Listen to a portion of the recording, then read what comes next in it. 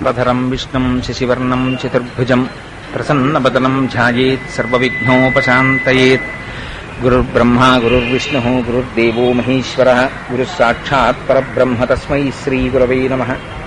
వ్యాసాయ విష్ణురూపాయ వ్యాసరూపాయ విష్ణవే నమో వై బ్రహ్మనిధయే వాసిష్ఠాయ నమో నమః.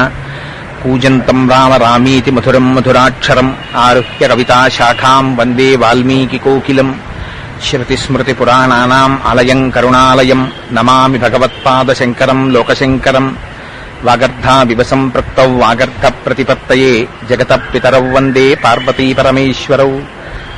సూక్తిం సమగ్రేతున స్వయమేవ లక్ష్మీః శ్రీరంగరాజమహిషీ మధురైకటాక్షైః. వైదగ్ధ్యవర్ణగుణగుంభనగౌరవైర్యాం కండూలకర్ణకుహరాः కవయోధయంతి. శాంతాకారం భుజగశయనం పద్మనాభం సురేశం విశ్వాకారం గగనసదృశం మేఘవర్ణం శుభాంగం. లక్ష్మీకాంతం కమలనయనం యోగిహృత్యానగమ్యం వందే విష్ణుం భవభయహరం సర్వలోకైకనాథం. మనోజవం మరుతతుల్యవేగం జితేంద్రియం బుద్ధిమతాం వరిష్టం వాతాత్మజం వనరయూధముఖ్యం శ్రీరామదూతం శిరసా నమామి. ఆపదామపహర్తారం దాతారం సర్వసంపదాం లోకాభిరామం శ్రీరామం భూయో భూయో నమామ్యహం. శ్రీరామచంద్రం శ్రితపారిజాతం సీతాముఖాంబోరుహచించరీకః సమస్తకల్యాణగుణాభిరామः నిరంతరం మంగళమాతనోతు.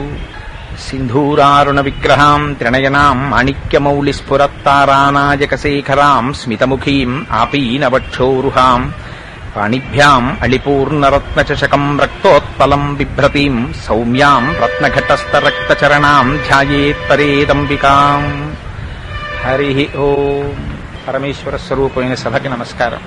మంది శిష్యులతో కలిసి వెడుతున్నటువంటి శంకరాచార్యుల వారు ఒక వృద్ధ బ్రాహ్మణుణ్ణి చూశారు. భజగోవింద స్తోత్ర ఆవిర్భావమే చాలా ఆశ్చర్యంగా ఉంటుంది శంకరుల జీవితంలో. ఆ వృద్ధ బ్రాహ్మణుడు 4 వీధుల కూడలిలో నిలబడి డుక్రుంకరణి సూత్రములను పునః పునః ప్రకటంగా పైకి చెప్తున్నాడు. డుక్రుంకరణి అంటే వ్యాకరణ సూత్రాలు.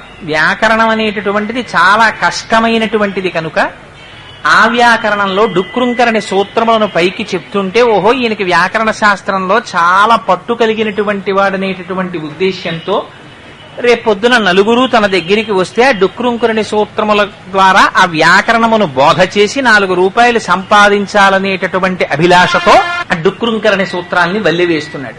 14 మంది శిష్యులతో వెళ్లిపోతున్నటువంటి శంకరులు ఆ బ్రాహ్మణుణ్ణి చూశారు.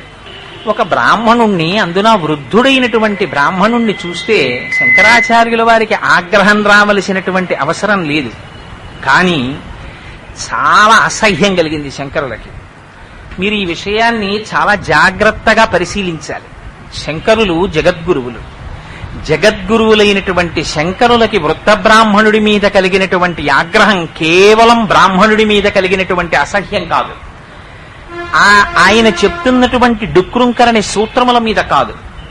కానీ ఆయనకి దేని గురించి అసహ్యం వేసిందంటే, ఇంత వయస్సు అయిపోయింది, నువ్వు జీవన సంఖ్యలోకి వచ్చేసావు, ఇంకా ఎంతకాలం బ్రతుకుతావో తెలియదు, ఇంకా చిట్ట చివరి ఊపిరి దగ్గర పడిపోతోంది, ఇంకా ఇటువంటి సమయంలో కూడా నీ నోటి వెంట భగవన్నామం పలకటం లేదు, ఇంకా ఇప్పుడు కూడా డుక్రుంకరణి సూత్రాన్ని వల్లెవేస్తున్నావు, అది నిష్కారణంగా. దేని కొరకు? 4 విద్యార్థులు వచ్చి నీ దగ్గర నేర్చుకుంటే 4 రూపాయలు సంపాదించుకోవాలనేటటువంటి తాపత్రయంతో అని వారి నోటి వెంట అప్రయత్నంగా ఒక శ్లోకం వచ్చింది. భజ గోవిందం భజ గోవిందం గోవిందం భజ మూఢమతే సంప్రాప్తే సన్నిహితే కాలే నహి నహి రక్షతి డుక్రుంకరణే అన్నారు. అది ఎంత చిత్రమైపోయిందంటే శంకరాచార్యులు వారు దాన్ని ఎక్కడ కూర్చుని ప్రయత్నపూర్వకంగా వ్రాసినటువంటి స్తోత్రం కాదు, ఒక దేవతామూర్తిని ఒక చూసి చేసినటువంటి స్తోత్రము కాదు, లేదా శిష్యుల్ని ఉద్ధరించుకోవడం కోసమని చెప్పి కూర్చుని ఉపదేశాంతర్గతంగా చెప్పినటువంటి స్తోత్రము కాదు. కేవలం ఒక వృద్ధ బ్రాహ్మణుని యొక్క చర్యని చూసి అసహ్యించుకున్నటువంటి శంకరుల నోటి వెంట వచ్చినటువంటి ఆ స్తోత్రం తలమానికమై నాటి నుంచి నీటి వరకు ఎక్కడ చూసినా ఆ స్తోత్రానికి ఎంత ప్రఖ్యాతి వచ్చిందంటే, దానికి శంకరాచార్యుల వారు ప్రత్యేకంగా పెట్టిన పేరేం లేదు అసలు. కొన్ని స్తోత్రాలకు శివానంద లహరి అన్నారు, సౌందర్య లహరి అన్నారు. కానీ చిత్రం ఏమంటే ఈ స్తోత్రం శంకరాచార్యుల వారు చేసిన దాంట్లో మొట్టమొదటి శ్లోకం భజగోవిందం భజగోవిందం గోవిందం భజ మూఢమతే అని చేశారు కనుక దాన్ని భజగోవిందమే అన్నారు. ఇవి భజగోవిందం భజగోవిందం అన్నారు. ఇంకా ఆశ్చర్యం ఎక్కడొచ్చిందంటే తరువాతి కాలంలో అది సంగీతంలోకి వెళ్ళిపోయి మొట్టమొదట భజగోవిందం భజగోవిందం గోవిందం భజమూఢమతే అన్నదాన్ని పల్లవి కింద పాడతారు. ఆ తరువాత వచ్చేటటువంటి శ్లోకాల్ని మూఢజహీహి ధనాగమ తృష్ణ కురు సమృద్ధిం మనసి వితృష్ణ యలభసే నిజ కర్మోపాత్తం విత్తంతేన వినోదయ చిత్తం అని ఆ కోపంలో శంకరాచార్యుల వారు చెప్పినటువంటివి 12 శ్లోకాలున్నాయి. ఆ 12 శ్లోకాలు ఆ తరువాత వెనక శంకరాచార్యుల వారితో వస్తున్నటువంటి శిష్యులు 14 మంది ఒక్కొక్క శ్లోకం చెప్పారు. ఆ 14 ఈ 12 26. మళ్లీ చిట్ట చివర శంకరాచార్యుల వారు ఆసీ పురస్సరంగా ఇంకొక 4 శ్లోకాలు చెప్పారు. మొత్తం 30 శ్లోకాలు. ఈ 30 శ్లోకాల్ని పాటగా పాడుకుంటూ ప్రతి శ్లోకం చెప్పిన తరువాత మళ్లీ పల్లవిగా భజగోవిందం భజగోవిందం గోవిందం భజమూఢమతే అంటుంటారు. ఇందులో శంకరాచార్యుల వారు మొట్టమొదట చెప్పినటువంటి 12 శ్లోకములను కలిపి ద్వాదశ మంజరీక స్తోత్రము అంటారు. ఆ తరువాత వెనక వచ్చినటువంటి శిష్యులు 14 మంది ఒక్కొక్కరు చెప్పిన ఒక్కొక్క శ్లోకాన్ని చతుర్దశ మంజరీక స్తోత్రము అంటారు. 14 మంది చెప్పినవి 14 శ్లోకాలు, అవి చతుర్దశ మంజరీక స్తోత్రం. మళ్లీ చివర శంకరాచార్యుల వారు 4 శ్లోకాలు చెప్పారు. వెరసి 30 శ్లోకాలు. చిత్రం శంకరులు చెప్పినవి ముందు 12, చివర 4, 16 శ్లోకాలు. షోడశోపచారములని మనం చేసే ఉపచారాలు భగవంతుడికి 16 ఉపచారాలు. భారతదేశంలో పుట్టినటువంటి ఏ మనుష్యుడికైనా సరే 16 సంస్కారములు. పుట్టినది మొదలుకొని చిట్ట చివర శరీరం పడిపోయిన తరువాత చేసేటటువంటి అంచీష్టి సంస్కారంతో కలిపి 16 సంస్కారములతో మనిషి జీవితం పూర్తయిపోతుంది. ఆఖరికి మనం పూజ చేసినా సరే చిట్ట చివర 16 ఉపచారం దగ్గరికి వచ్చేటప్పటికి మంత్రపుష్పాన్ని చెప్తాం. ఆ మంత్రపుష్పం దగ్గరికి వచ్చేటప్పటికి అప్పటి వరకు ద్వైత భావనతో భగవానుడు అక్కడున్నాడు నేను ఇక్కడున్నాను అని చేసినటువంటి పూజ చిట్ట చివరికి వెళ్ళేటప్పటికి నాణ్య పంధాయనాయ విద్యతే, ఎక్కడో లేడు భగవానుడు, ఎక్కడున్నాడు? నీవారస్సూకవత్తన్వి పీతాభాస్వత్యనూపమా, ఇక్కడే ఉన్నాడు భగవానుడు అని తనలోనే భగవానుణ్ణి దర్శనం చేస్తాడు. అందుకని 16వ మంత్రం దగ్గరికి వచ్చేటప్పటికి 16వ ఉపచారం దగ్గరికి వచ్చేటప్పటికి అంతటా భగవానుడున్నాడనేటటువంటి రహస్యాన్ని తెలుసుకోవడంతో పూర్తయిపోతుంది జ్ఞానసిద్ధి. అలా శంకరాచార్యుల వారు భజగోవింద శ్లోకాలు చెప్పినటువంటివి కూడా వారి ప్రయత్నం లేకుండా 16 శ్లోకాలుగా పూర్తయ్యాయి. మొదట చెప్పినటువంటి ద్వాదశ మంజరీక స్తోత్రం, చివర చెప్పినటువంటి 4 శ్లోకాలు వెరసి 16 శ్లోకాలుగా శంకరులు చెప్పారు. 14 శ్లోకాల్ని 14 మంది శిష్యులు చెప్పారు. అయితే చిత్రం ఏమిటంటే ఏదైనా ఒక స్తోత్రం చేసినప్పుడు ఆ స్తోత్రానికి ఏదో ఒక పేరు ఉంటుంది. కానీ దీని చిత్రం ఎంత గొప్పదంటే చెప్పినవి 30 శ్లోకాలు, 12 శ్లోకాలు శంకరులు చెప్తే దానికి ద్వాదశ మంజరీక స్తోత్రం, 14 శ్లోకాలు శిష్యులు చెప్తే దానికి చతుర్దశ మంజరీక స్తోత్రం. మళ్ళీ ఈ 30 శ్లోకాలకి కలిపి మోహముద్గరం అని పేరు. ఎంత చిత్రమైన పేరో చూడండి. దాని పేరు మోహముద్గరము అన్నారు. పెద్దలు ఎవరైనా మాట్లాడేటప్పుడు దాన్ని భజగోవిందం భజగోవిందం అనరు, మోహముద్గరము అంటుంటారు. మోహముద్గరము అంటే ముద్గరము అంటే గుర్రాన్ని కొట్టేటటువంటి కొరడాని ముద్గరం అంటారు. గుర్రం కళ్ళు మూసుకుని కంటికి అడ్డంగా ప్రతిబంధకంగా ఏదో డప్పల్లాంటి పదార్థాలని పెట్టుకుని చీకటిలో ప్రయాణం చేస్తూ ఉంటుంది. మనం కూడా అజ్ఞానజనితమైనటువంటి మోహం చేత కేవలము దేహమే నేననేటటువంటి భ్రాంతితో జీవితాన్ని గడిపేస్తుంటాం. అట్లాంటి మోహానికిట అది ముద్గరంట. ఆ శ్లోకాలు, ఆ శ్లోకపు కొరడా దెబ్బ తగిలిందా ఎంతటి వాడికైనా సరే మోహం విరిగిపోవలసిందే అన్నారు, బద్దలైపోవలసిందే, విచ్చిపోవలసిందే. అందుకని ఆ 30 శ్లోకాలకి కలిపి మళ్ళీ మోహముద్గరము అని పేరుంచారు. ఇంత పరమ పవిత్రమైనటువంటి శ్లోకములు కలిగినటువంటి మోహముద్గరంలో చిత్రం ఏమిటంటే ఎన్నడూ అసహ్యించుకోవడం కాని కోపగించుకోవడం కాని తెలియనటువంటి శంకరులు ఒక బ్రాహ్మణుణ్ణి డుక్రుంకరణి సూత్రములు చెప్తూ ఉంటే అంత యావగింపుగా చూసి చెప్పవలసినటువంటి అవసరం ఏమిటి? అంటే మోహముద్గరం చెప్పినప్పుడు శంకరాచార్యుల వారు జగదాచార్య స్థితిలో కూర్చుని ఉన్నారు. ఆ చూసిన బ్రాహ్మణుడు కేవలం ఒక బ్రాహ్మణుణ్ణి కాదు, సమస్త జగత్తుని ఆ బ్రాహ్మణుడిలో చూశారు. ఆయన చేస్తున్న డుక్రుంకరణి సూత్రాల్ని విమర్శించలేదు శంకరాచార్యుల వారు. డుక్రుంకరణి సూత్రములను అడ్డుపెట్టి యావత్ జగత్తుకి ఒక బోధ చేస్తున్నారు. ఎంత చిత్రమైన బోధ చేశారంటే అందులో శంకరుల యొక్క స్థితి గుకారశ్చంధకారస్తు రుకారస్త నిరోధకృత్ అంధకార వినాశిత్వాత్ గురురుత్యభిధీయతే. గుకారం అంటే అంధకారం, రుకారం అంటే ఆ చీకటిని తీసేయడం. చీకటిలో ఉన్నంతసేపు తాడు తాడుగా తెలియదు, పాము పాముగా తెలియదు. పాములో తాడు కనబడుతుంది, తాడులో పాము కనపడుతుంది, భయానికి హేతు అవుతుంది. కానీ ఆ చీకటిని తొలగించగలిగినటువంటి స్థితి కలిగిన వాడు కేవలం గురువు ఒక్కడే. ఎందుచేత అంటే అనేక జన్మ సంప్రాప్త కర్మబంధ విదాహినే జ్ఞానానల ప్రభావేన తస్మై శ్రీ గురవే నమః అంది గురుగీత. ఆయన కదిలి వచ్చేటటువంటి అగ్ని కొండలాంటి వాడు. ఆయన జ్ఞానాగ్ని చేత దగ్ధం చేస్తాడు మనలో ఉండేటటువంటి ఆ అజ్ఞానాన్ని. అందుకే ఒకసారి గురువు యొక్క దర్శనం అయిందా, ఒక్కసారి గురువు మాట చెవిలో పడిందా, అప్పటి వరకు ఉన్న అజ్ఞానము విచ్చిపోతుంది. అందుకే ఆధ్యాత్మికతకి సంబంధించినంత వరకు ఎన్ని పుస్తకాలు చదవండి, దాని వలన వచ్చేటటువంటి విద్య కాదు. మరి ఏది విద్య? విద్ అంటే తెలుసుకోవడం. ఎవరో ఒకరు గురువు ఉండి తీరాలి. ఆ గురువు లేని విద్య గుడ్డి విద్య. రమణులు అంటుండేవారు, గురువు అంటేనే గురిని చూపించగలిగిన వాడు. ఆ గురి తెలియనంత కాలం మీరు ఎన్ని బాణములు ప్రయోగించండి, ఎన్ని గుళ్ళు కాల్చండి, మీకు కావలసినటువంటి లక్ష్యం మీద పడదు. ఒక్కసారి గురువుని నేర్పుతాడు గురువు. ఆ గురి తెలిసిందా, ఇంకా ఆ లక్ష్య సాధనలో ఏ విధమైనటువంటి ప్రమత్తతకి కాని, భయానికి కాని, అజ్ఞానానికి కాని, ఆందోళనకి కాని, ఆవేశానికి కాని అవకాశం ఉండదు. అంత స్పష్టంగా అర్థమవుతుంది. అందుచేత అటువంటి జగద్గురువుల స్థాయిలో ఉన్నటువంటి శంకర భగవత్పాదులు సర్వకాలముల యందు అంతటా బ్రహ్మమును చూడగలిగినటువంటి వారు. వారు పరమహంస. పరమహంస అన్న మాట ఎందుకు వాడతారు? హంసకి ఒక్కదానికే ఒక శక్తి ఉంది. నీటిని పాలని కలిపి తెచ్చి ఒక చోట పెడితే పాలని తాను తాగి నీటిని విడిచిపెడుతుంది హంస. మిగిలిన ఏ ప్రాణికైనా సరే మీరు పాలని నీటిని కలిపి తెచ్చి అక్కడ పెడితే ఇంకది పాలే, అందులోంచి నీటిని విడదీసి తాగలేదు.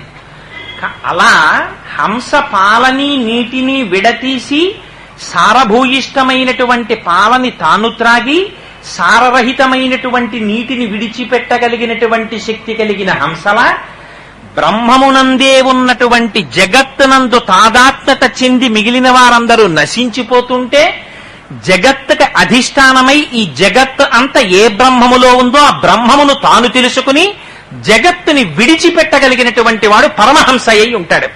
అందుకని పరమహంస పరివ్రాజకాచార్య అంటారు. అటువంటి పరమహంస స్థితిలో ఉన్నటువంటి వారు శంకర భగవత్పాదులు.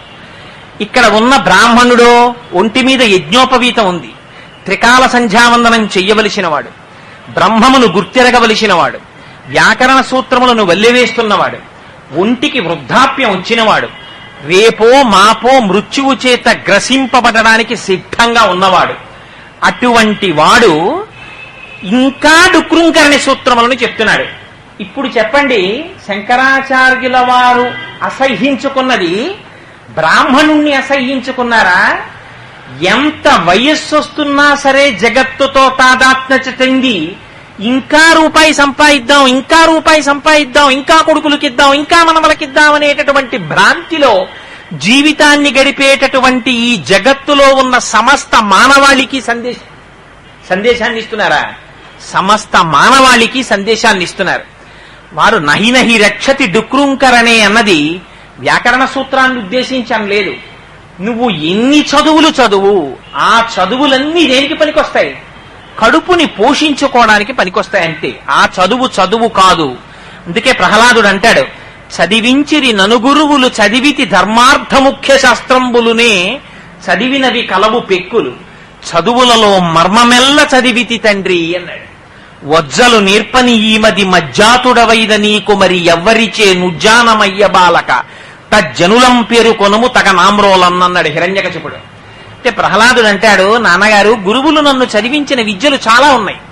అర్థశాస్త్రం చదివించారు, ధర్మశాస్త్రం చదివించారు, రాజకీయ శాస్త్రం చదివించారు, కామశాస్త్రం చదివించారు, ఈ శాస్త్రములన్నీ చదివించారు. కానీ నేను చదివిన చదువు ఒకటి ఉంది నాన్నగారు అన్నాడు. ఏమిటా చదువు? చదువులలో మర్మమెల్ల చదివితి తండ్రి అన్నాడు.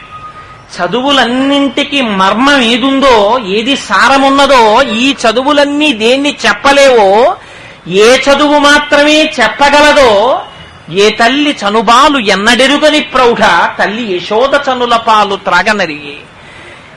ఎట్టి చదువులనైన ఇట్టిట్టిదరరా అని అర్థం అవయవముల యందు అందముందే అంటారు పోతన గారు. ఏ చదువులు చదివితే, ఎన్ని పుస్తకాలు చదివితే పరమేశ్వరుని యొక్క స్వరూపం ఇలా ఉంటుందని చెప్పగలిగిన మొనగాడు ప్రపంచంలో ఉన్నాడు. ఎంతటి మహర్షులు కూడా వేదాహమేతం పురుషం మహాంతం ఆదిత్యవర్ణం తమసస్తు పారే సర్వాణి రూపాణి విచిత్యధీరా నామాని కృత్వాభివదన్యదాస్తే అని పక్కకి తప్పుకున్నారు. బ్రహ్మాండములలో నిండి నిబిడీకృతమైపోయినటువంటి పరమాత్మ తన సౌజన్యము చేత ఈ కంటితో చూడడానికి వీలుగా కనపడుతున్నాడు తప్ప ఇది పరమేశ్వరుని యొక్క స్వరూపమని చెప్పగలిగిన వాడు ఎవరని అడిగారు. అందుచేత అటువంటి పరమాత్మ యందు సంతతము రమించేటటువంటి మనస్సు కలిగి కేవలము బ్రహ్మమును మాత్రమే దర్శించేటటువంటి స్వభావము కలిగినటువంటి శంకరులు జగత్తు చేత తాదాత్మ్యత చెందినటువంటి బ్రాహ్మణుడి యందు సమస్త జగత్తుని చూసి దాని చేత కలిగినటువంటి అసహ్యంతో మాట్లాడిన మాట మోహముద్గరం. ఏమిటి మోహం? మోహం అంటే కేవల అజ్ఞానం. ఎందుకు అజ్ఞానం? అజ్ఞానం అంటే ఏం మిగిలిన వాటికి లేదా అజ్ఞానం?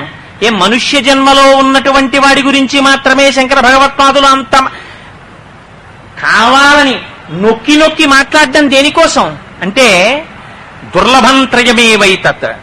ప్రపంచంలో దేన్నైనా మీరు తెచ్చుకోవచ్చు, కానీ మూడింటిని మాత్రం ఎట్టి పరిస్థితులలోనూ నీ ప్రమేయంతో నువ్వు తెచ్చుకోవడం సాధ్యం కాదు అన్నారు శంకరులు. ఇవే ఈ మూడే దైవానుగ్రహ కారణాత్. ఇవి మాత్రం కేవలం భగవంతుని యొక్క అనుగ్రహం చేత మాత్రమే వస్తాయి. ఏమిటవి? మొట్టమొదట వచ్చేది మనుష్యత్వం. 84 లక్షల జీవరాశులలో ఒక్క మనిషి మాత్రమే భూమికి అడ్డంగా పుట్టి నిలువుగా పెరుగుతాడు. మిగిలినటువంటి జీవకోటిలో ఏది కూడా భూమికి అడ్డంగా పుట్టి అడ్డంగా వెళ్ళిపోవలసింది. ఒక్క మనిషి మాత్రం అడ్డంగా పుట్టి నిలువుగా పెరుగుతాడు. ఊర్ధ్వగామి అయి తెలుసుకోవలసినటువంటి బ్రహ్మమును తెలుసుకోవడానికి ఉపకరించగలిగినటువంటి ఉపాధి ఇది ఒక్కటే. అందుకే దీన్ని ఋతుమంతము అన్నారు. దీనిలో ఉన్నప్పుడు మాత్రమే నువ్వు సత్యమును తెలుసుకోగలవు. ఇంత పరమ పవిత్రమైనటువంటిది మొట్టమొదటిది మనుష్యత్వం. ఎంతమందో పుడుతున్నారు మనుష్యులుగా. పుట్టిన వాళ్ళందరికీ ఎంతో మంది అసలు భగవంతుడనేవాడొకడు ఉన్నాడనేటటువంటి జిజ్ఞాస కలగకముందే వెళ్ళిపోతున్నారు. హిరణ్యాక్షుడు అంటాడు, నిరాహార నివిష్ట పాంధుల క్రియం సంసార సంచారుల్ ఒత్తురు కూడి విత్తురు సదా సంగంబులేదొక్కచో సురుల్ పోయిడి త్రోవపోయను భవత్సు నుండు తల్లి మహాశురుండాతడు తద్వియోగమునకున్ శోకింప నీకేటికిన్ అంటాడు. బాగా ఎండాకాలంలో ఆ వీధిలో చలివేంద్రం పెడతారు. అందరికీ దాహం వేస్తుంది. ఇటువైపు నుంచి ఇటువైపు వెళ్లేవాళ్ళు, ఇటువైపు నుంచి ఇటువైపు వెళ్లేవారు, ఇటు నుంచి ఇటు వెళ్లేవారు, అటు నుంచి ఇటు వచ్చేవారు, అందరూ చలివేంద్రం దగ్గర కలుసుకుంటారు. కలుసుకుని వాళ్ళకి ఎందుకు వస్తారు? దాహం కోసం వస్తారు. దాహం ఎలా తీరుతుంది? దేని వల్ల తీరదు. నీరు తాగితే తీరుతుంది. నీరు తాగుతారు. తాగి వెళ్లిపోయే ముందు, అయ్యా మేము వెళ్ళిపోతున్నామండి, మా చిరునామా ఇదండి, మీరు నీరిచ్చారు, చాలా కృతజ్ఞుణ్ణి అని ఏమైనా చెప్తాడా? వాడేం చెప్పడు. ఎంత గోప్యంగా వచ్చాడో అంత గోప్యంగా వెళ్ళిపోతాడు. అలా అమ్మా వీళ్ళందరూ సంసార సంచారులు ఒత్తురు కూడి విత్తురు సదా సంగంబు లేదు ఒక్కచో. ఒక భార్య ఒక పిల్లలు అనుకుంటున్నావా? ఎన్ని కోట్ల జన్మలైపోయాయో. లోపలున్న జీవుడే ఎంతమందితో సంసారం చేశాడో, ఎంతమంది పిల్లల్ని కన్నాడో, ఎంతమంది భార్యలతో తిరిగాడో, ఎంతమంది స్నేహితులు. వాళ్ళందరూ ఉండిపోయారా? ఎవ్వరు ఉండరమ్మా. అలా వెళ్ళిపోతుంటారు వాళ్ళు. సదా సంగంబు లేదొక్కచో సురుల్ పోయిడి త్రోవపోయను భవత్సు నుండు తల్లి అన్నాడు. వాళ్ళు ఎవ్వరికి చెప్పా చెయ్యకుండా అకస్మాత్తుగా వెళ్ళిపోతుంటారు. మనకి ఇదో అలవాటమ్మా. ఎందుకమ్మా ఏడుస్తావు వీళ్ళని చూసి? పోయాడంటే ఏమిటమ్మా నీ కొడుకు, ఇది అలవాటమ్మా చాలా కాలం నుంచి అంటాడు. అలా ఎందరో వస్తున్నారు, ఎందరో వెళ్ళిపోతున్నారు.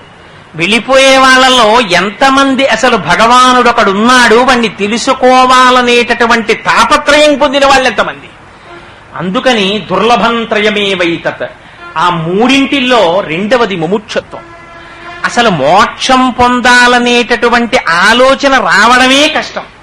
వచ్చిన దారి చూపించేవాడెవరు? ఇన్ని దారులు. సామర్లకోటలో దిగి కాకినాడ ఎలా వెళ్ళాలని అడగండి. ఆటో ఎక్కమని చెప్పేవాడు ఓడు, కారు ఎక్కమని చెప్పేవాడు ఓడు, రైలు ఎక్కమని చెప్పేవాడు ఓడు, అదిగోనండి ఆ సిటీ బస్ ఎక్కండి అని చెప్పేవాడు ఓడు. ఇంకా తెలివైన వాళ్ళు అయితే ఇంకో మాట కూడా చెప్తారు. ఏమో నాకు తెలియదు కానండి, కాలువ దాటితే భీమేశ్వరాలయం ఉంది, అక్కడి నుంచి పాతాళంలో సొరంగ మార్గం ఒకటి త్రిపుర సుందరమ్మ వారి గుళ్ళోకి వస్తుందని పూర్వం ఎప్పుడో 100 ఏళ్ల క్రితం ఎవరో అలా వెళ్లేవారని విన్నాం.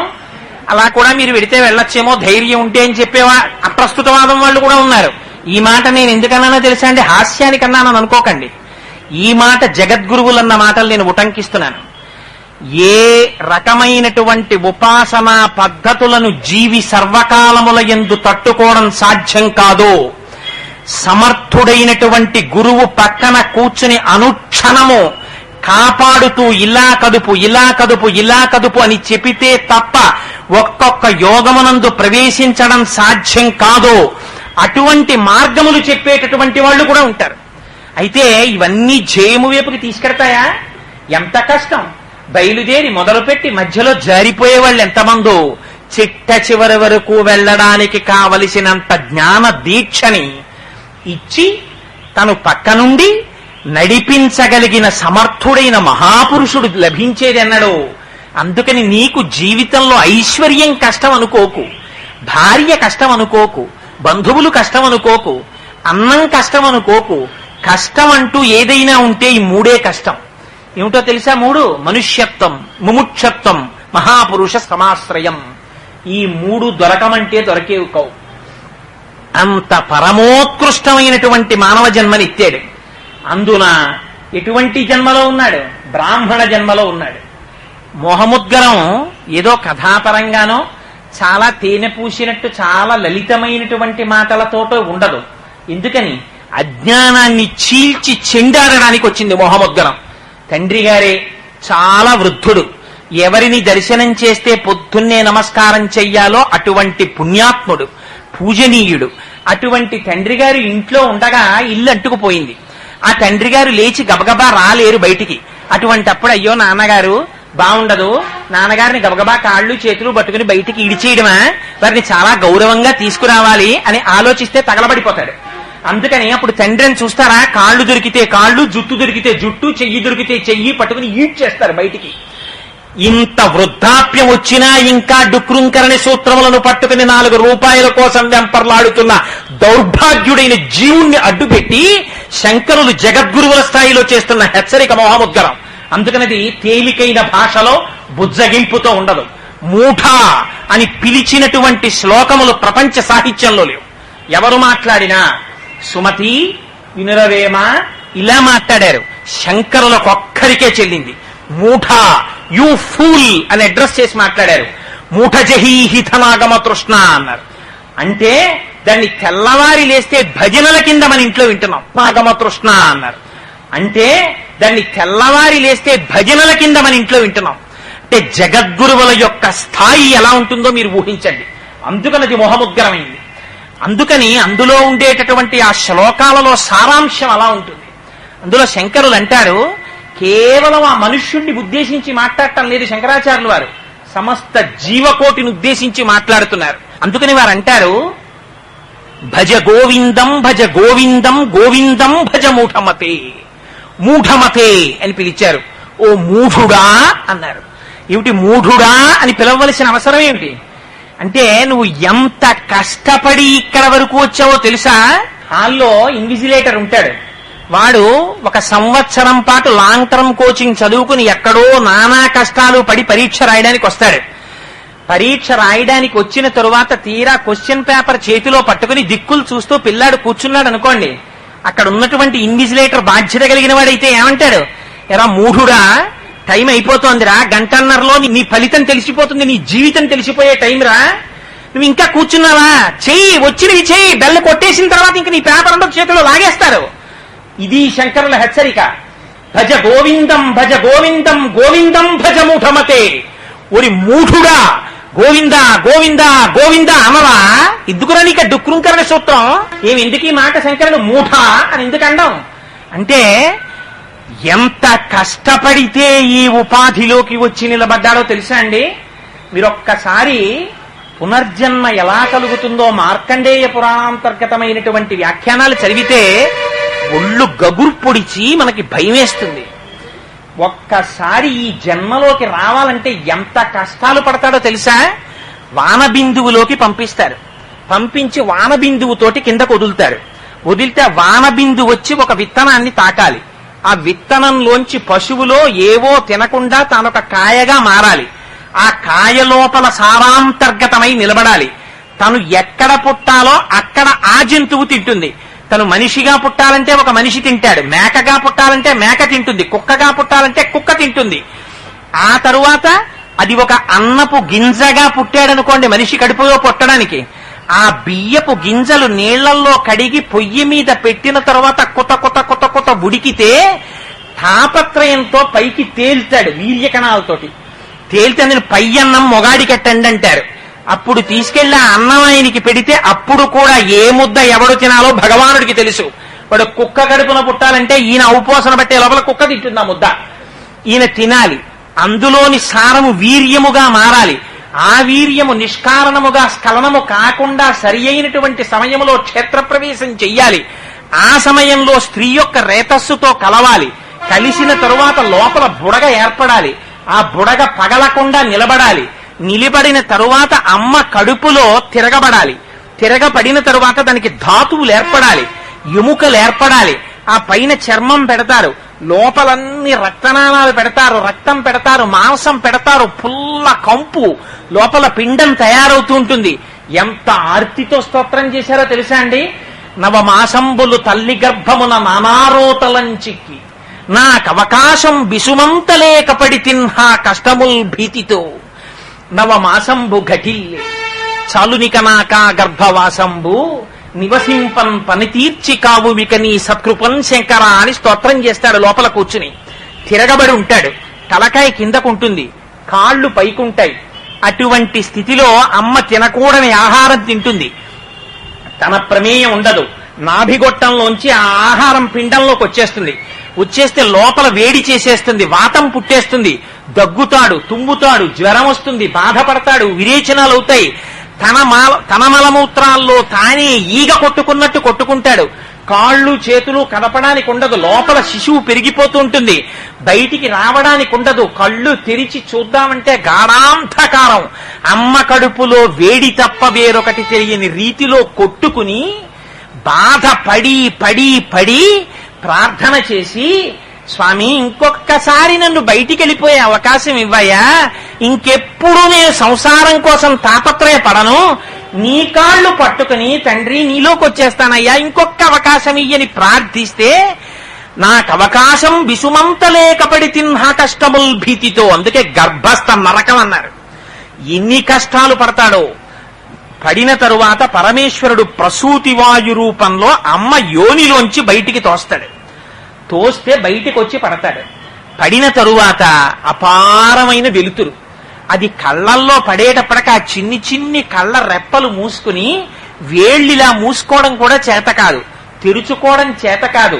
అమ్మ కడుపు పక్కకి చేరి మలమూత్రంబులతో మహాభయముతో మాతృస్థమాపేక్షతో చలమూర్ఖత్వముతో సదాభ్రమతతో చాంచల్య చిత్తంబుతో బరువైనట్టి కప జ్వర గ్రహ మహా బాల్యామయ శ్రేణితో కలనైనంతమ చింతలేక చెడితిన్ కామ్యార్థినై శంకర.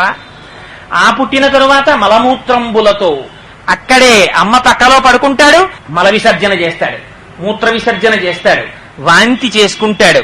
అమ్మ పాలు సరిపోలేదనుకుని ఇచ్చినటువంటి పాలు ఎక్కువై నోటి వెంట కారిపోతాయి, ఈగలు వచ్చి వాలుతూ ఉంటాయి, దోమలు కుడుతూ ఉంటాయి. ఇన్ని బాధలు పడతాడు. ఏడవడం తప్ప వేరొకటి చేత కాదు. ఇన్ని కష్టాలు పడితే ఆఖరికి కాలు నిప్పెడుతుంటే అమ్మ నాకు కాలు నిప్పెట్టిందని చెప్పడం చేత కాదు, బాల్యావస్థ ఎంత దారుణంగా ఉంటుందో చూడాలంటే మీరు ఎప్పుడైనా, నేను ఒక్కసారి ప్రతాపనగర్ దగ్గర సామర్లకోట ఆఫీస్కి వెళ్ళిపోతూ ట్యాక్సీ ఎక్కాను. ఎక్కినప్పుడు ఏదో కొద్దిగా చోటు ఉంటే ఆయనకి ఏం పోయింది, ఇంకో టికెట్ వస్తే చాలా ఎక్కమన్నాడు. ఆ తల్లి చంటి పిల్లాన్ని అట్టుకుని ఎక్కేసింది. ఎక్కేయగానే ఆయన బయలుదేరిపోదాం గబగబానని వెనక్కి వేళ డోర్ పట్టుకుని గట్టిగా లాగేశాడు. ఆ డోరు పెద్ద చప్పుడుతో వేసుకుంది. చంటి పెసరకాయల్లాంటి వేళ్లు 4 వేళ్లు ఆ డోర్లో ఉండిపోయి ఆ పిల్లాడు కై అన్నాడు, అరిచాడు, గుక్క పట్టి నల్లగా అయిపోయాడు వెనకాల. వాళ్ళమ్మ ఎందుకో అరిచాడు అనుకుని సర్దుకుంది. ఆ పిల్లవాడి వేళ్లు తెగిపోయి రక్తం అలా కారిపోతూనే ఉంది. వాడు గుక్క పట్టి అమ్మ భుజం మీద స్పృహ తప్పి అలాగే ఉండిపోయాడు, ఊపిరి ఆడకుండా. కాసేపటికి ఎవరో చూసి అమ్మ పిల్లాడు నల్లబడిపోతున్నాడు ఏంటన్నారు. చూసేటప్పటికి వేళ్లు తెగిపోయి తలుపులో ఉండిపోయి. ఎంత కష్టం ఎవరికి చెప్పుకోగలరు? అమ్మకి చెప్పుకోవడం చేత కాని రీతిలో అన్ని కష్టాలు పడి మలమూత్రంబులతో మహాభయముతో మాతృస్థనాపేక్షతో చలమూర్ఖత్వముతో సదాభ్రమతతో చాంచల్య చిత్తంబుతో బరువైనట్టి కప జ్వర గ్రహ మహా బాల్యామయ శ్రేణితో కలనైనంతమ చింతలేక చెడితిన్ కామ్యార్థినై శంకర. ఒక్కనాడు భగవంతుడనేటటువంటి శబ్దం మనస్సులోకి రాకుండా అయిపోయింది. శిశువు అయిపోయాడు. కొద్దిగా వయస్సు వచ్చింది, పెద్దవాడవుతాడు. అక్కడి నుంచి బాలక్రీడలు సల్పుచున్ బడులలో పాఠంబు వల్లించుచున్ బాలోద్యానక బోధనాది విధమున్ బాగొప్పనాలించుచున్ లీలానాటక నృత్త కేళి పఠనా చిత్తుండనై బుచ్చితిన్ బాలప్రాయము నిజుచింతలిరుగన్ ప్రారబ్ధమా శంకర. లేచిన దగ్గర నుంచి ఆడుకోవడానికి బయటికి వెళ్ళిపోవడం, మళ్ళీ తల్లిదండ్రులు పట్టుకుని ఇంట్లోకి తీసుకొస్తూ ఉండడం, హోంవర్క్ చేయడం, కూర్చోబెట్టడం, స్కూల్కి వెళ్ళడం, పాఠాలప్పచెప్పడం. బాల్యం అయిపోయింది. కాస్త ఒంటికి బలం వస్తుంది, యవ్వనం వస్తుంది. యవ్వనం వచ్చిన దగ్గర నుంచి యవ్వనం అంకురించగానే అన్యుల నెట్టులను ఆశ్రయించుటో పరమ పావనమూర్తులంచు పరిపాలకులను నుతించుటెట్టులో అని జీవికి విత్తమే భువిని సార్థకమటంచు అది ఎట్టుల సాధించుటో. ఎంత బెంగ!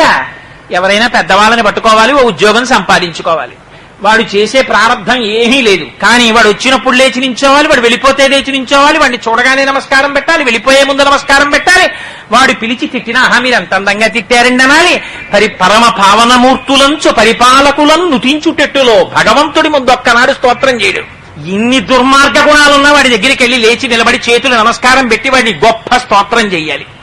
పరిపాలకులను నుతించుటెట్టులో వాళ్ళని స్తోత్రం చేయడం నేర్చుకోవాలి. లేదా వీడికి వృద్ధి ఉండదు, అందుకని వాళ్ళని స్తోత్రం చేస్తాడు.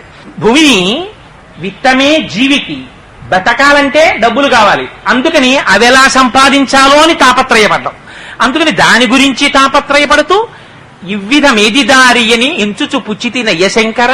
ఎలా ఈ డబ్బులు సంపాదించుకోవడం అని ఆలోచిస్తూ యవ్వనం అంతా అయిపోయింది.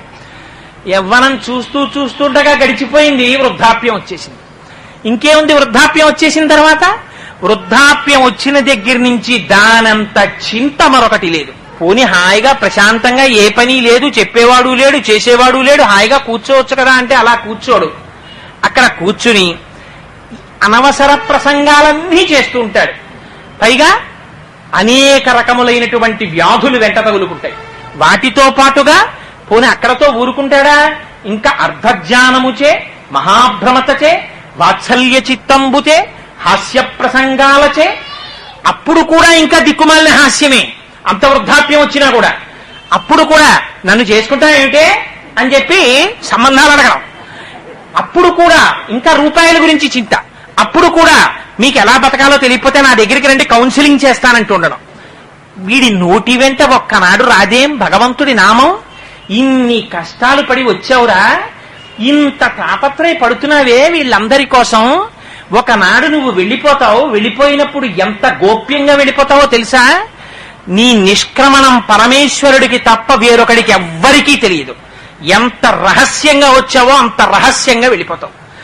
ఆ వెళ్ళిపోయేటప్పుడు కాయము వీడి జీవుడకి కంపిత చిత్తత నీగుచుండా ఓ నాయనయంచు నిజ నందన నందినులెల్ల నేర్చుచుండా శరీరాన్ని విడిచిపెట్టేసి జీవుడు వణికిపోతూ భయపడిపోతూ యముడి యొక్క పాశములకు తగులుకుని వెళ్ళిపోతుంటే నాన్నగారు నాన్నగారు అని కొడుకులు కూతుళ్ళు ఏడుస్తుంటే కను దోయిని భాష్మములుక దుఃఖ మహాంభుది చొచ్చు పత్నియున్ కళ్ళ నిండా నీళ్లు పెట్టుకుని ఆయన వెళ్ళిపోతున్నారని భార్య ఏడుస్తూ నిలబడితే ఒక్కటి జ్ఞాపకం పెట్టుకో, కాయము వీడి రారు కదా కర్మము పుణ్యము తప్ప శంకర.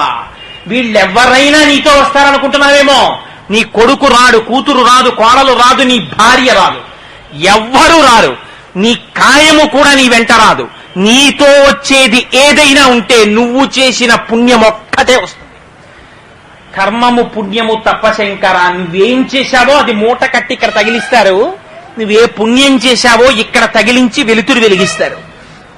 ఆ వెలుతురులో వెళ్ళిపోతావు, లేదా గాఢాంధకారంలో కొట్టుకుంటూ పోతావు. ఆనాడెవ్వడు నీకు ఉపకారం చేసేవాడు ఉండడు. ఏమిరా ఇంత కష్టపడి మనుష్య జన్మనెత్తి బ్రాహ్మణుడవై పుట్టి త్రికాల సంధ్యావందనం చెయ్యవలసినటువంటి వాడివి, సంతతము భగవన్నామము నోటి వెంట రావలసినటువంటి వాడివి, ఆ మాట అనకుండా డుక్రుంకరణి సూత్రములను పఠిస్తున్నావా? ఇంకా అవి వల్లె వేస్తే ఎవరో వచ్చి నీ దగ్గర వ్యాకరణం చేర్చుకుని 4 రూపాయలు ఇస్తారని తాపత్రయపడుతున్నావా? ఎంత ఆ ఆఖరికి కపంలో పడిపోయినటువంటి ఈగలా కొట్టుకుంటున్నావు కదరా. ఇది శంకరుల ఆక్రోశం. అందుకని భజ గోవిందం భజ గోవిందం గోవిందం భజ మూఢమతే. ఓరి మూఢుడా, ఎందుకొచ్చావో మర్చిపోయావు. కడుపులో ఉండగా ఏ ప్రమాణం చేశావో మర్చిపోయావు. ఎన్ని కోట్ల జన్మల నుంచి ఇలా తిరుగుతున్నావో మర్చిపోయావు. మళ్ళీ నా వాళ్ళు 4 రూపాయలు సంపాదించాలని మళ్ళీ పట్టుకుని బయలుదేరావు. ఇంత సంపాదించి నువ్వు పట్టుకెళ్లేదేముందో చూపించు. కారే రాజులు రాజ్యములు గెలువరే గర్వోన్నతిం పొందరే వారేరి సిరి మూట కట్టుకుని పోవంజాలిరే భూమిపై పేరైనం కలదే శిబి ప్రముఖులం ప్రీతిం యశక్కాములై ఈరే కోర్కెలు వరలం తలపరే ఈ కాలమున్ భార్గవ. ఎవరు ఇంతంత రాజ్యాలు పరిపాలించామన్నవాడు ఎవడు తనతో ఏం పట్టుకెళ్ళిపోయాడు? పట్టుకెళ్ళిపోయినటువంటిది ఒక్కటి లేదు.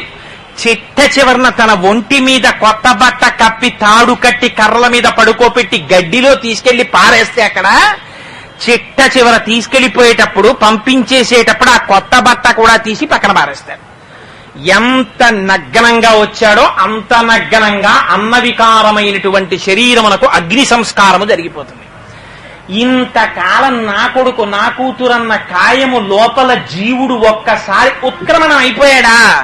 ఆ కొడుకొచ్చి నిలబడ్డా, కోడలొచ్చి నిలబడ్డా, కూతురొచ్చి నిలబడ్డా ఏమర్రా రెప్ప వెయ్యదు, మాట వినదు. మరి దేని గురించి రానికి తాపత్రయం? ఇవన్నీ కాకుండా ఇంకొకటి ఉన్నది అన్న నమ్మకం నీకుందా? నీ ఊపిరి తీయిస్తున్నవాడెవరు? నువ్వు తిన్న అన్నాన్ని జీర్ణం చేస్తున్నవాడెవరు? నీ కంటికి చూపుగా నిలబడి చూపిస్తున్నవాడెవడు? నీలో తృప్తిగా భాషిస్తున్నవాడెవరు? వాడెవరో ఎప్పుడైనా ఆలోచించావా? వాడికి ఒక నమస్కారం చేద్దామని ప్రయత్నం చేశావా? పోని ఏదీ చెయ్యలేకపోతే కనీసం వాడి నామం పలుకుదామని ఆలోచించావా? భగవంతుడి నామం చెప్పడానికి మాత్రం నీకు ఓపిక లేదు. నీకు డుక్రుంకరణి సూత్రాలు ఇంకా ఈ వయస్సులో కావలసి వచ్చేయరా నీకు? ఇది ఒక బ్రాహ్మణుణ్ణి అంటున్నారా? సమస్త జగత్తును అడుగుతున్నారా శంకరాచార్యులు వారి మాట? అందుకని భజ గోవిందం భజ గోవిందం గోవిందం భజ మూఢమతే. అంత కోపంలో శంకరాచార్యులు వారి నోటి వెంట ఎటువంటి మాట పడిందో చూడండి. గోవింద గోవింద గోవింద అన్రా మూఢమతే సంప్రాప్తే సన్నిహితే కాలే నహి నహి రక్షతి డుక్రుంకరణి. సంప్రాప్తే వచ్చేస్తోంది కాలం. ఎక్కడి నుంచి వచ్చేస్తోంది మృత్యువు? గడియారంలోంచి వచ్చేస్తోంది, క్యాలెండర్లోంచి వచ్చేస్తోంది, పంచాంగంలోంచి వచ్చేస్తోంది, సూర్యోదయ సూర్యాస్తమయాల్లోంచి వచ్చేస్తోంది. ప్రత్యాయాంతిగతా పునర్న దివసా కాలో జగద్భక్షక లక్ష్మీస్తోయ తరంగ భంగ చపలా విద్యుచ్చలం జీవితం తస్మాన్ మాం శరణాగతిం కరుణయా త్వం రక్ష రక్షాధునా అంటారు. రేపటి అమ్మయ్య సూర్యోదయం అయింది, అమ్మయ్య సూర్యాస్తమయమైంది, ఇంకో రోజు వచ్చింది, ఇంకో రోజు వచ్చింది, ఇంకో రోజు వచ్చిందని వీడు సంతోషపడిపోతూ ఉంటాడు. రామకృష్ణ పరమహంస అంటుంటారు, ఈ పెట్టెలో గోళీకాయలు పెట్టి ప్రతిరోజు ఒక్కొక్క గోళీకాయ తీసేస్తుంటే ఇందులో ఉన్న గోళీకాయలు ఖాళీ అయిపోతున్నట్టే ఈ లోపల ఎంత కాలం ఉండాలో, ఎన్ని రోజులుండాలో, ఎన్ని శ్వాసలుండాలో లెక్క పెట్టి అప్పచెప్పిన వాడు ఒకడు ఉన్నాడు. నీకు ఇన్ని ఊపిరిలు ఇస్తున్నాన్రా అని చెప్పి పంపిస్తాడు ఆయన. ఇన్ని ఊపిరిల లోపల ఇందులో ఉండి భగవద్ధ్యానం చేసుకోవడానికి మీకు ఇది ఒక ఉపకరణముగా ఇయ్యబడినది. ఇయ్యబడినటువంటి ఉపకరణమును దుర్వినియోగము చేసి దీన్ని కాని సక్రమంగా వినియోగించుకోలేదా, ఆ తర్వాత ఇందులోంచి ఒక్కసారి ఆ ఊపిరిలు ఎవరు లెక్క పెడతారు? మనతో ఉన్న వాళ్ళు ఎవ్వరూ లెక్క పెట్టరు. లోపల కూర్చున్న వాడికి ఒక్కడికే తెలుసు, వాడొక్కడే లెక్క పెడుతుంటాడు. ఇన్నైపోయాయని వాడికి తెలుసు ఎన్ని ఊపిర్ల తర్వాత అయిపోతోందో లెక్క. ఖచ్చితంగా అన్నో ఊపిరి అయిపోగానే వాడు నిర్దాక్షిణ్యంగా సింహాసనం నుంచి దిగిపోయి ఉత్తరీయం పైన వేసుకుని బయటికి వెళ్ళిపోతాడు. వాడు వెళ్ళిపోయాడా, వాడి వెనకాతల జీవుడు వెళ్ళిపోతాడు. పతిం విశ్వస్యాస్మేశ్వరగం శాశ్వతగం శివమచ్యుతం. వాడొక్కసారి వెళ్ళిపోయాడా, దేహం కింద పడిపోతుంది. అప్పటి వరకు కాలు తగిలితే నమస్కారం చేసిన కొడుకు మా నాన్నగారు వెళ్ళిపోయారంటాడు. వెళ్ళిపోయారని తీసుకొచ్చి కొత్త కర్రలకేసి కట్టి పట్టికెళ్ళి అవతల పారేస్తున్నాడు.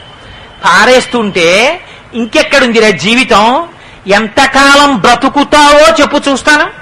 ఎంత డబ్బు సంపాదించాలి ప్రణాళిక ఉంది. పిల్లలకి పెళ్లి చెయ్యడానికి ఎన్ని సంవత్సరాల పాటు డబ్బు దాస్తే నెలకి ఇంత అని చెప్పున పెళ్లికి కావలసినటువంటి ద్రవ్యం సమకూడుతుందో ప్రణాళిక ఉంది. ఇన్నింటికి ప్రణాళికలు వేస్తున్నావే, నువ్వెంతకాలం ఉంటావో నీకు ప్రణాళిక ఉందా? నీకు తెలుసా? తెలియదే. తెలియనప్పుడు అన్నింటికన్నా ఇది చాలా ముఖ్యమే. అయినప్పుడు ఎంత సమయాన్ని భగవంతుని యొక్క నామము చెప్పడానికి నువ్వు వెచ్చిస్తున్నావు? ప్రయత్నపూర్వకంగా మిగిలినటువంటి సమయమంతా కుటుంబానికి ఇస్తే వాళ్ళు నీతో వచ్చేది లేదు. కాయము వీడి జీవుడతి కంపిత చిత్తత నెగుచుండ. వాడు వెళ్ళిపోతున్నప్పుడు ఒక్కళ్ళు రారు వెనకాతల. వచ్చేది ఏదైనా ఉంటే తన పుణ్యమే తనతో వస్తుంది. నీ పుణ్యం నువ్వు లెక్క పెట్టకుండా ఎవరిని భగవంతుడి నామం చెప్పడానికి ఎంత సమయాన్ని ఉపయోగిస్తున్నావు? ఇది శంకరాచార్యుల వారి ప్రశ్న. నహి నహి రక్షతి డుక్రూంకరణి. ఉరే, నేను ఇంత వ్యాపారం చేశానంటావు, ఇంత ఉద్యోగం చేశానంటావు, ఇంత విద్య ఆర్జించానంటావు, ఇవన్నీ నీతో వస్తాయనుకుంటున్నావా? ఇవేవీ నీతో రావు. నీ వెనకాతల వచ్చి నిన్ను రక్షించగలిగినటువంటి వాడు ఎవరైనా ఉంటే కేవలము భగవానుడొక్కడే రక్షించగలడు. వాడికి ఉన్నటువంటిదేమిటి? అపారమైన కరుణ. అందుకే భగవంతుని గురించినటువంటి ప్రార్థనా శ్లోకం ఎక్కడ చెప్పండి, ఒకటే శ్లోకం. అమ్మవారి గురించి చెప్పండి, అవ్యాజ కరుణామూర్తి. ఆవిడికో కారణం ఉండదు ఆ కరుణకి, అంత దయ అమ్మకి. స్వామి గురించి చెప్పండి, స్వామి ఏమిటి? ఎప్పుడు దయామూర్తి, ఆయనకి ఎప్పుడు దయ. అంత దయ కలిగిన వాడెవరు? ఒక్క భగవానుడొక్కడికే ఆ దయ ఉంటుంది. అంతవరకు ఎందుకండి? రేపటి శ్లోకంలో మన బతుకేమిటో బయట పెట్టి చూపిస్తారు శంకరాచార్యుల వారు. యావత్విత్తోపర్జన సక్త స్తవన్ నిజ పరివారో రక్త అన్న చోట అంటి పెట్టుకుని లోపల ఉండేటటువంటి వాడు పరమేశ్వరుడు తప్ప వేరొకడు ఎవ్వడు ఉండడు. ఎవడి పని తీరిన తరువాత వాడు వెళ్ళిపోతాడు. కొడుకైనా అంతే, కూతురైనా అంతే, అల్లుడైనా అంతే, భార్య అయినా అంతే, ఎవరైనా అంతే. ఈ సంబంధాలన్నీ అతి కృతకమైనటువంటి సంబంధములు. విడిపోతున్నప్పుడు వెంట వచ్చేటటువంటి వాడు ఎవ్వరూ లేడు. భాగవతంలో నిర్దాక్షిణ్యంగా చెప్పేస్తారు. ధర్మరాజుతోటి నారదుడు చెప్తాడు, ఇన్ని రకాలుగా భగవానుడు రక్షిస్తాడో తెలుసా? నీ కొడుకుని నువ్వు కోపంతో రే అని పిలిస్తే ఏనాయనని అస్తమానం అలా పిలుస్తారు, అంత కోపం ఏంటి, మంచిగా పిలవచ్చు కదా అంటాడు వాడు. నువ్వు కన్న కొడుకు, నువ్వు డబ్బు పెట్టి పోషిస్తే పెరిగిన కొడుకు, నీ రక్తాన్ని చెమటగా మార్చి నువ్వు ధనం సంపాదించి పెంచితే పెరిగినటువంటి కొడుకు 4 మాటలు కోపంగా పిలిచి చూడు. నీ యశస్సులో భాగం పంచుకుని నీ వలన ప్రయోజనాన్ని పొంది నీ వలన పసుపు కుంకుమలు నిలబెట్టుకుంటున్న భార్య 10 మాటలు కోపంగా పిలు. ఏమిటండి ఆ కోపం అంటుంది. నీ కూతుర్ని పిలు, నీ అల్లుణ్ణి పిలు, నీ పరిచారికుణ్ణి పిలు. ఏమిటా కోపం అని ప్రశ్న వేస్తారు. 2 మాటలు కోపం వస్తే అంతటి మహానుభావుడు. ఏమి 2 మాటలైన కోపగిస్తే నాకు వచ్చిన నష్టం ఏమిటి, ఆశీర్వచనమే అని సర్దుకుంటారు అనుకుంటున్నావా? ఎవ్వరూ సర్దుకోరు. ఒక్క భగవానుడికి మాత్రం ఉన్న రహస్యం ఏమిటో తెలుసా? కామోత్కంఠత గోపికల్. గోపికలు ఎలా ప్రేమించారో తెలుసా? పరమేశ్వరుణ్ణి కేవల కామంతో మోహించారు. అయినా ఇచ్చేశాడా లేదా? భగవానుడు మోక్షం ఇచ్చేశాడు. కామోత్కంఠత గోపికల్ భయమునం కంసుండు. కంసుడేం ప్రేమతో కృష్ణుడినేం తలుచుకోలేదు. తిరుగుచు కుడుచుచు వ్రాలుచు అరుగుచు కూర్చుండి లేచు ననవరతంబున్ హరిచలచి తలచి జగమా హరిమయముగ చూచ కంసుడు ఆరనీయులు కన్నన్నారు పోతన గారు. వాడికి కూర్చున్నా, లేచినా, పడుకున్నా, తింటున్నా, ఏం చేస్తున్నా వాడికి భయం. అమ్మో కృష్ణుడు వచ్చేస్తాడేమో, నన్ను చంపేస్తాడేమో, కృష్ణుడు వచ్చేస్తాడేమో, నన్ను చంపేస్తాడేమో. అందుకని తింటుంటే అమ్మో కృష్ణుడు వచ్చేస్తాడేమో, తాగుతూ అమ్మో కృష్ణుడు వచ్చేస్తాడేమో, ఎప్పుడు కృష్ణ కృష్ణ కృష్ణ కృష్ణ అన్నాడు. అంటే మాత్రం మోక్షాన్ని ఇచ్చేశాడు. కామోత్కంఠత గోపికల్ భయమునం కంసుండు వైరక్రియా సామాగ్రించి శుపాల ముఖ్య నృపతుల్. కేవల వైరంతో, శత్రుత్వం, కృష్ణుణ్ణి చంపేయాలన్నదే కోరిక. శిశుపాలుడు బతికున్నన్నాళ్ళు అలా వైరం పెట్టుకు తిరిగాడు. అంత వైరంతో పడుకున్నా, లేచినా కృష్ణుడు కృష్ణుడు కృష్ణుడు అంటుండేవాడు. అలా ఎవడైనా మనని తలుచుకుంటే ఎంత బాగా తలుచుకుంటున్నావురా నన్ను వాడికి పొలదండ వేస్తామండి మనం. భగవానుడు కనుక ఇంత వైరంతో శిశుపాలుడు తలుచుకున్నా కూడా ఆయనకి నన్ను తలుచుకున్నాడ్రా అంతే చాలని చెప్పి మోక్షం ఇచ్చేశాడు. వైరక్రియా సామాగ్రం శిశుపాల ముఖ్య నృపతుల్ సంబంధులై వృష్ణులున్. ఏమిటి ఆ వృష్ణి వంశంలో పుట్టిన వాళ్ళు చేసినటువంటి పని? వాళ్ళకి ఇంకా వేరే వాళ్ళు చేసిన పుణ్యమేం లేదు. కృష్ణుడు ఏ వంశంలో పుట్టాడో వాళ్ళ వంశంలో పుట్టారు, అంతే వాళ్ళకి మోక్షం వచ్చేసింది. సంబంధులై వృష్ణులున్ ప్రేమన్మీరలు. అర్జునుడు శ్రీకృష్ణ పరమాత్మ ఏదో సాక్షాత్తుగా పరమాత్మ అనేటటువంటి భక్తిభావంతో ఏం పూజించలేదు. చాలా కాలం దేహ సంబంధీకుడు బావా అన్న భావనతోనే ఆయనతో కలిసి చెరించాడు. అలా ప్రేమతో మా బావ అనే ప్రేమ పెట్టుకున్నంత మాత్రం చేత అర్జునుడు ఉద్ధరింపబడ్డా లేదా? అందుకని ప్రేమన్ మీరలు భక్తి మేము అంటే నారదుడు చెప్తున్నాడు ఈ పద్యాన్ని. అందుకని మేము భక్తితో శ్లోకం చేశాం పరమాత్మని. భక్తి మేము ఇదే చక్రింకంటి మెట్లైన నుద్ధామధ్యాన గరిష్ఠులైన హరిచందన్ వచ్చుధత్రీశ్వర. ఏదో ఒక భావనతో రోజు ఆ నామం చెప్పడం నేర్చుకో, నీకు ఇంకేం అక్కర్లేదు. వీళ్ళందరే భావనతో అన్నారు. కాముకత్వంతో గోపికలకి ఒళ్ళు పై తెలియలేదు అసలు. రాసలీల జరిగినప్పుడు నల్లని వాడు పద్మనయనం ములవాడు కృపారసమ్ముపై చిల్లెడు వాడు మౌళి పరిసర్పిత పించమువాడు చెల్వల మానధనమ్ము తెచ్చనో మలియలారమి పొదల మాటున లేడు కదమ్మ చెప్పరే అన్నారు. ఆఖరికి మల్లె మొక్కల దగ్గరికి వెళ్ళి ఓ మల్లె మొక్కలారా కృష్ణుడు మీ చాట్న దాక్కున్నాడా చెప్పండి అని మల్లె మొక్కలను అడగడం ఏమిటి? పోనీ మల్లె మొక్కలను అడిగారంటే అర్థం ఉందనుకోవచ్చు. కనపడ్డ ప్రతి పూల మొక్కల్ని అడిగారు వాళ్ళు. వెళ్ళి పున్నాగ కానవే పున్నాగ వందితు తిలకంబ కానవే తిలక నిటులు ఘనసార కానవే ఘనసార శోభితు బంధూక కానవే బంధుమిత్రు మన్మథ కానవే మన్మథాకారుని వంశంబ కానవే వంశధరుని చందన కానవే చందన చర్చితు కుందంబ కానవే కుందరదను ఇంద్రభూజను కానవే ఇంద్ర విభవు కువల వృక్షయ కానవే కువలయేషు ప్రియక పాదవ కానవే ప్రియ విహారు అనుచు కృష్ణుని తలచెరయ్యబ్జముఖులు. కనపడ్డ ప్రతి పూల చెట్టు దగ్గరికి వెళ్ళి అడిగారు వారు. మా కృష్ణుడున్నాడా మా కృష్ణుడున్నాడా మా కృష్ణుడున్నాడా అని అడిగారు. అడిగితే వాళ్ళందరూ మోక్షాన్ని పొందారా లేదా? మాధవం మాధవం చాంతరేణంగనా గిద్ధిదా కల్పకౌ మండలే మధ్యగౌ సన్యగౌ వేణునా దేవకీ నందనః అన్నారు. అలా అంగనకి మధ్యలో కృష్ణ పరమాత్మకి మధ్యలో అంగన ఉండి రాసలీలా వైభవాన్ని పొంది రాసలీలలో మోక్షస్థితిని అనుభవించారా లేదా? అనుభవాన్ని పొందారు. అందుచేత నీకు తెలిసి అను తెలియక అను, మీరు తెలిసి ముట్టుకోండి అగ్నిహోత్రం కాలుతుంది. అయ్యో నాకు తెలియదండి అది నిప్పని, తెలియక ముట్టుకున్నారండి మా అబ్బాయి, అయినా అదేమిటండి అలా కాల్చేసింది, పసిపిల్లాన్ని కాల్చేయడమే, కాల్చేస్తుంది అంతే, అది దాని ధర్మం. అంతేకాని అయ్యో పాపం వాడి పిల్లాడండి వాడిని కాల్చేయడం ఏమిటని అగ్ని ఒకటి పట్ల చల్లగాను ఒకటి పట్ల వేడిగాను ఉండదు. అగ్ని అంటేనే వేడిగా ఉండాలి. భగవానుడు అంటే ఏమిటి? పవి పుష్పంబగు అగ్ని మంచగు నాకూపారం భూమిస్థలంబగు శత్రుండతిమిత్రుడౌ విషము దివ్యాహారమౌ నిన్నగా అవనీమండలి లోపలం శివ శివేచ్ఛాభాషణోల్లాసకిన్ శివ నీనామము సర్వవశ్యకరమౌ శ్రీకాళహస్తీశ్వర అంటాడు దుర్జటి కాళహస్తీశ్వర శతకంలో. మీరు తెలిసి చెప్పండి తెలియక చెప్పండి, భగవన్నామం చెప్పడానికి ఊపిరి అలవాటు పడిపోయిందా వాడు ఏం చేస్తుండనివ్వండి. మనస్సుకి ఒక ప్రత్యేకమైన బలమున్నది, ప్రత్యేకమైన బలహీనత ఉంది. అన్నిటికన్నా మనస్సుకున్నటువంటి గొప్ప బలం ఏమిటో తెలుసా అండి? మీరు చెప్పిన చోటికి అది వెళ్ళదు. దానికి అంటూ ఒక ఆలంబనం కావాలి, ఎప్పుడో దానికి ఆధారం కావాలి, అది పట్టుకు తిరుగుతుంది. కానీ మీరు ఎప్పుడు ఒకటే ఇచ్చారనుకోండి, ఇది విసుక్కుంటుంది, వదిలేస్తుంది, ఇంకో చోటు పోతుంది మళ్ళీ. అందుకని మార్చి మార్చి మార్చి మార్చి భగవంతుణ్ణే తీసుకెళ్లి ఇచ్చేస్తుంటారు.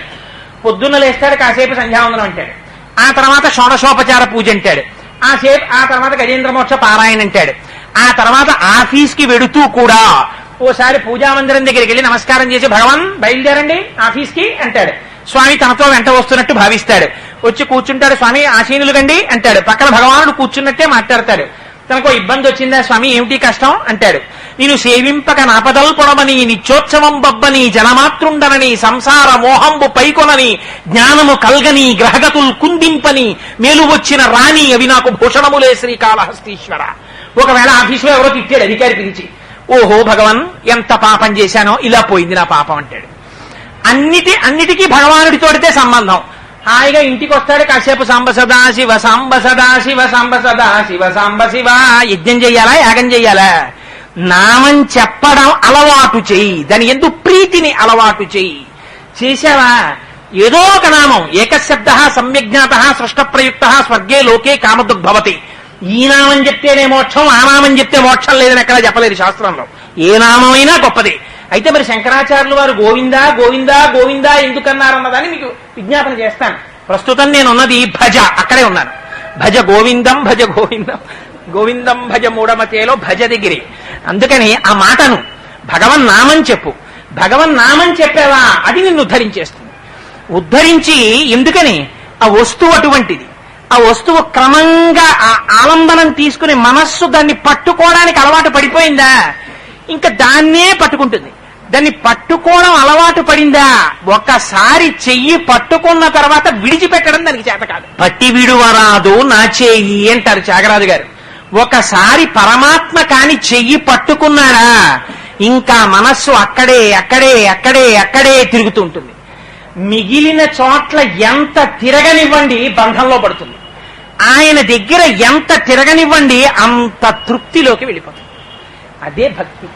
భక్తి అంటే ఏమిటి, ఏది జరుగుతున్నా ఒక్కొక్కడికి భార్య మీద ప్రీతి ఉంటుంది, వాడి పరుసులో ఆవిడ ఫోటో ఉంటుంది, వాడు ఆఫీస్కి వెళ్ళిపోతూ 1000 మాటలు ఆవిడతో మాట్లాడతాడు, బుజ్జగిస్తాడు, ముద్దులాడతాడు, సంతోషిస్తాడు, ఎదురు రమ్మంటాడు, ఎదురొస్తుంది, సాయంకాలం వచ్చేస్తాను బెంగెట్టుకోకంటాడు, మధ్యాహ్నం వచ్చేస్తాను బెంగెట్టుకోకంటాడు, ఆఫీస్కి వెళ్ళి ఫోన్ చేస్తానంటాడు, నా జేబులో సెల్ ఉంది నువ్వు ఫోన్ చేయంటాడు, నేను పలుకుతానంటాడు.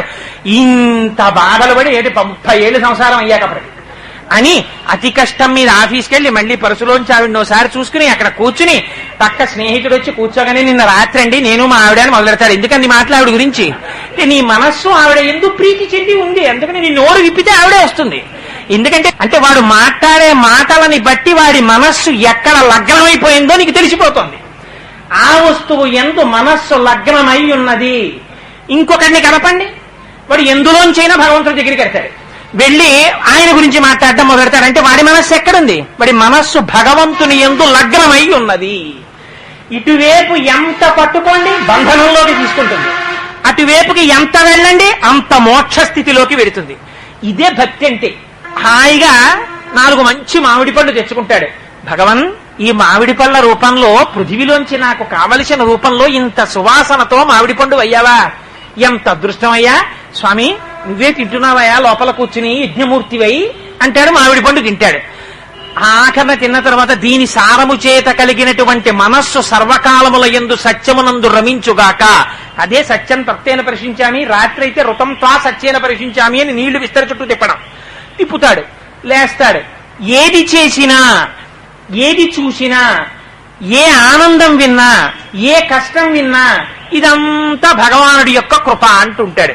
ఎందుకు ఆయన గుర్తు రావడం, పానీయంబులు త్రాగుచున్ కుడుచుచున్ భాషించుచున్ హాసలీలా నిద్రాదులు చేయుచున్ తిరుగుచున్ లక్షించుచున్ సంతత శ్రీనారాయణ పాద పద్మజుగళీ చింతామృతాస్వాద సంధానుండై మరచన్ సురారిసుతుడే తద్విశ్వమున్ భూవర. అయితే కోటేశ్వరారు ఇంత తేలిగ్గా చెప్పేశారు, చాలా తేలిగ్గా ఉంది. మీరు చేస్తారా ఇలాంటి పనులు? మీరు ఇలా అస్తమానం భగవంతుణ్ణి ప్రతిరోజు తలుచుకుంటారా అంటే ఇదంత తేలిక అనుకుంటున్నావేమో.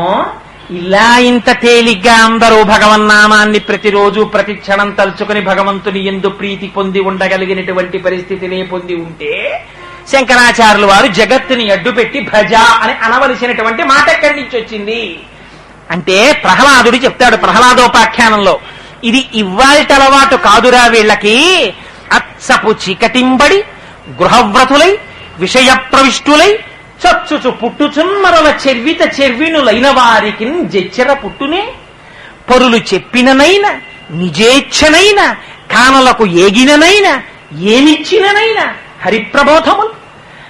ఏమి కొడుకు పట్టుకొచ్చి దిక్కుమాలిందో పంచపెట్టక్కర్లేదు. అయినా మా అబ్బాయి మా అబ్బాయి మా అబ్బాయి అని ఎంత పొంగిపోతుంటాడో వీడాస్తి కూడా వాడు పట్టుకుపోయి తగలెడతాడు. ఆయన మా అబ్బాయి అండి అని అబద్ధాలు ఆడతాడు కొడుకు కోసం. ఎంత ప్రీతో.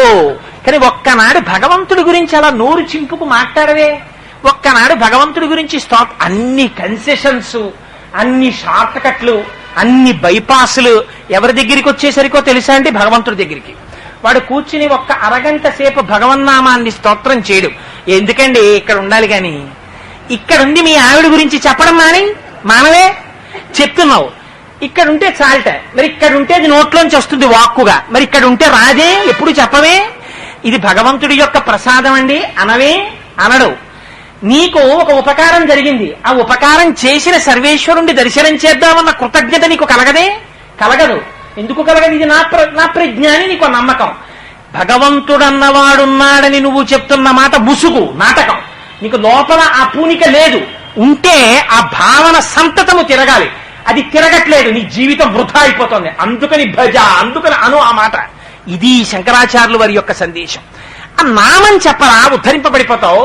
ఏ నామం చెప్తావు? ఇంకొక నామం అక్కర్లేదు. నీకు అలవాటు లేక ఏమైపోతున్నావో తెలుసా? భగవన్నామం చెప్పుకోవడం నువ్వు ఎప్పుడు ప్రారంభం చెయ్యలేదు. ఎప్పుడు దానివల్ల ఏమయ్యావు? అత్సపు చీకటింబడి గృహవ్రతులై విషయ ప్రవిష్టులై ఎప్పుడు విషయ సుఖాల్లో లంపటంలో పడిపోయి చచ్చుచు పుట్టుచున్మరల చెర్విత చెర్విణులైన వారికి. ఎంత గొప్ప మాట అండి. పొద్దున్నన్నం తింటాడు, మధ్యాహ్నం అన్నం తింటాడు, సాయంకాలం అన్నం తింటాడు. పొద్దున్న సంసారం, మధ్యాహ్నం సంసారం, సాయంత్రం సంసారం, రాత్రి సంసారం, లేస్తూ సంసారం, పొద్దున్న పిల్లలు, రాత్రి పిల్లలు, ఎప్పుడు సంసారంలో పడి, సంసారంలో పుట్టి, సంసారంలో చచ్చి, మళ్లీ సంసారంలో పుట్టి. ఇన్ని మాటలైందిరా ఇప్పటికి నీకు? నువ్వు పట్టుకున్న సంసారం వల్ల ఇంతకన్నా కొత్తది ఏమైనా నువ్వు పొందావా? కానీ విచిత్రం ఏమిటో తెలుసా? అలా చెప్తే అందరూ భగవన్నామం చెప్పేస్తారు అనుకుంటున్నావా? జెచ్చెర పుట్టునే, పరులు చెప్పిననైనా నిజేచ్ఛనైనా ఏమిచ్చిననైనా కానలకు ఏగిననైనా హరిప్రబోధములు. అడవికి వెళ్ళిపోతే మాత్రం వాడు ప్రశాంతంగా ఉంటాడనుకుంటున్నారా? అక్కడ చెమట ఎక్కువ పట్టేస్తుంది వాడికి. ఏమైపోయిందో, రాజ్యం ఏమైపోయిందో, భార్య ఏమైపోయిందో, పిల్లలు ఏమైపోయారో, ఆశ్రమాలకు వచ్చేసాం, ఇక్కడుండిపోయాం అని చెప్పి చింత మరీ ఎక్కువైపోయి, అక్కడే బీపీ ఎక్కువైపోయి, అక్కడే షుగర్ ఎక్కువైపోయి అల్లరపడిపోయే వాళ్ళు బోలంతమంది ఉంటారు. అసలు మనశ్శాంతి అనేటటువంటిది ఇక్కడ ఉండాలి. అందుకని అదిగో ఆ భక్తి నేర్చుకో. భజ గోవిందం, గోవింద గోవింద గోవింద. శంకరుల నోటి వెంట అప్రయత్నంగా 3 మాటలు పడిపోయింది. ఆ మాట 3 మాటలు ఏదైనా చెప్తే ఏమిటో తెలుసా అండి దాని అర్థం? అది పరమ సత్యము అని గుర్తు. 3 మాటలు ఒకరి దగ్గరికి వచ్చి ఒక మాట చెప్పారనుకోండి, అది సత్యము అని గుర్తు. అందుకే స్త్రీ మెడలో మంగళసూత్రం కట్టినా 3 ముళ్ళు, ఇది సత్యము అని. అందుకని అంత పరమపావనమైనటువంటి సత్యమును నేను చెప్తున్నాను, నమ్ము నువ్వు. గోవిందా గోవిందా గోవిందా అను. అంటే ఇప్పుడు విన్న ఆయనకి ఒక భయం వెయ్యాలి. ఏమిటా భయం? అరెరే, మరి నా జీవితం ఇంతకాలం అయిపోయింది కదా, వృద్ధాప్యంలోకి వచ్చేసాను కదా, ఇంకా నేను ఇప్పుడు ఏం చెయ్యగలను? నేను ఇప్పుడు చెయ్యగలిగింది లేదు. పూజామందిరంలోకి వెళ్ళి కూర్చోగలనా? కూర్చోలేను, కాళ్ళు మడుచుకోవు. పోనీ కూర్చుని ఓ దీపం వెలిగించగలనా? చేతులు వణికిపోతాయి. అగ్గిపుల్ల పట్టుకుంటే నా చెయ్యే కాలిపోతుంది. ఓ అగరత్తు వెలిగించి భగవంతుడి చుట్టూ తిప్పానా? కళ్ళు సరిగ్గా కనపడక ఆయన మూర్తి కొట్టి నిప్పురవలు ఆయన పాదాల మీద పడతాయి. ఓ పువ్వు తీసి ఆయన మీద వేస్తానా? వణికిపోయి నా ఒళ్ళో పడిపోతాయి. ఇంకా నేనేం చేస్తాను? నేను చెయ్యగలిగిందేం లేదు అని బెంగ పెట్టుకుంటున్నావేమో. ఇది జగద్గురువులంటే. కేవలం నిందించడం కాదు, కేవలం అసహించుకోవడం కాదు, ఆచార్యుడైన వాడు మార్గాన్ని చూపిస్తాడు. అందుకని శంకరులు ఒక మాట చెప్తున్నారు, గోవిందా గోవిందా గోవిందా అని 3 మాటలు అనరా. ఈ గోవింద అన్న మాటే శంకరాచార్యుల వారికి ఎందుకు జ్ఞాపకం వచ్చిందో తెలుసా అండి? ఇంత అజ్ఞానంలో పడిపోయి ఉన్నాడు ఈయన. అజ్ఞానాన్ని తొలగించగలిగినటువంటి గురువు దొరకలేదు, అందుకు నా జన్మ వృథా అయిపోయింది అని తన గురువులు గోవింద పాదాచార్యుల వారు గుర్తొచ్చారని చంద్రశేఖర పరమాచార్యుల వారు వ్యాఖ్యానంలో రాశారు. అందుకని తన గురువులు గోవింద పాదులు గుర్తొచ్చి అక్కడ గోవింద అన్న నామం పడింది. గురువు జ్ఞాపకానికి వస్తే రెండు గొప్ప ప్రయోజనాలు కలుగుతాయి. ఎప్పుడైనా సరే జ్ఞాపకం పెట్టుకోండి, ఈ మాట నేను చెప్పడం లేదు, పరమాచార్యుల వారు వ్రాశారు ఒక చోట వ్యాఖ్యానంలో. గురువుని తలుచుకుంటే రెండు సిద్ధిస్తాయి. ఒకటి వాక్కుకి శుద్ధి ఏర్పడుతుంది, రెండు హృదయమునకు శుద్ధి కలుగుతుంది. ఈ రెండు తక్షణం ఇవ్వగలిగినటువంటి వాడు గురువు ఒక్కడే. అందుకే మనం ఆచమనం చేసి పూజకి కూర్చున్నా మొట్టమొదట పూజ ప్రారంభం చేసే ముందు ఎవరికి నమస్కారం చేస్తామంటే గురుర్ బ్రహ్మ గురుర్ విష్ణు గురుర్దేవో మహేశ్వర గురు సాక్షాత్ పరబ్రహ్మ తస్మై శ్రీ గురవై నమః అని గురువుకి నమస్కారం చేసి పూజ చేస్తాం. మళ్లీ పూజ అయిపోతే మంగళాశాసన పరై మదాచార్య పురోగమై, ఆ గురువుల యొక్క పరంపరకి నమస్కారం అని గురువుల యొక్క పరంపరకి మంగళాశాసనం చేస్తాం. అందుచేత ఒక్కసారి తన గురువుల్ని తలుచుకున్నారు. కాదు కాదు, అందులో ఏ నామము చేత మనము ఉద్ధరింపబడతామో చెప్తున్నారు శంకరులు. ఏమిటా నామం? గోవిందా గోవిందా గోవిందా. గోవింద అన్న నామానికి మూడు ప్రత్యేకమైనటువంటి శక్తులున్నాయి. ఏమిటో తెలుసా అండి అవి? దుస్వప్నే స్మర గోవిందం. ఏదైనా పీడకల వస్తే ఆ పీడకల యొక్క ఫలితము రాకుండా చూసుకోవాలి అంటే లేచి ఆచమనం కూడా చెయ్యక్కర్లేదు, ముఖం కూడా కడుక్కోక్కర్లేదు. మంచం మీద లేచి కూర్చుని 3 మాటలు గోవిందా గోవిందా గోవిందా అని పడుకుంటే ఆ వచ్చినటువంటి దుస్వప్నము యొక్క ఫలితము పరిహారం అయిపోతుంది. ఆ ఫలితము రాదిగ. రెండవ గొప్ప శక్తి ఆపద గట్టెక్కుతుంది. ఏదైనా చాలా ఆపదలో ఉన్నవాళ్ళు గోవిందా గోవిందా గోవిందా అంటే ఆ ఆపద తీరుతుంది పూనికతో. మూడవది అహంకారం తీసేస్తుంది. లోపల అహంకారం పెరిగిపోతోందండి, నా తలకాయ వంచలేకపోతున్నాను, లోపల ఈగో ఈగో అంటుంటారు మన వాళ్ళు. లోపల నుంచి నా ఈగో యాక్సెప్ట్ చేయదండి అంటుంటాడు. ఎందుకు పనికి వస్తుందా ఈగో? కట్టెల్లో కారడానికి తప్ప. అందుకని అదిగో అంత అహంకారం ఉన్నవాడు గోవింద గోవింద గోవింద గోవింద అని గోవిందనామాన్ని చేస్తే ఆ అహంకారం విరిగిపోతుంది. ఇలా తీయగలిగిన శక్తి గోవిందనామానికి ఎక్కడ నుంచి వచ్చింది? ఏం గోవిందా అన్న మాటనే శంకరాచార్యులు వారు ఎందుకు ప్రయోగించారు? మిగిలినటువంటి అవతారములు ఏ అవతారమైనా కానివ్వండి, ఏదో ఒక ప్రత్యేకమైన ప్రయోజనం కోసమని ఒకే స్వామి వస్తారు.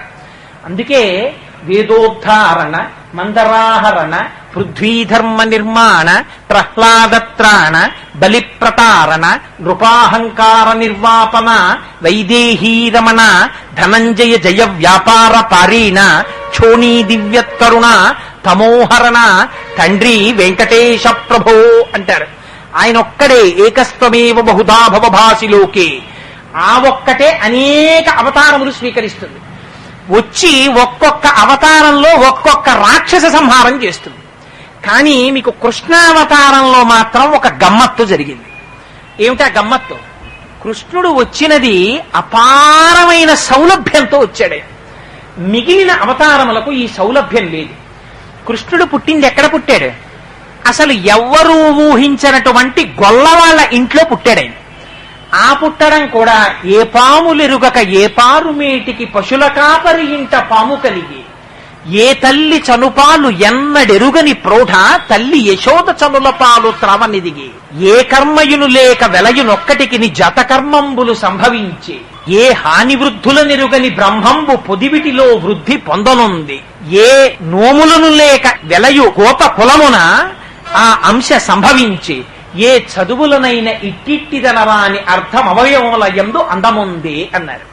ఆయన పుట్టింది గోపాలకుల యొక్క కులంలో పుట్టాడు.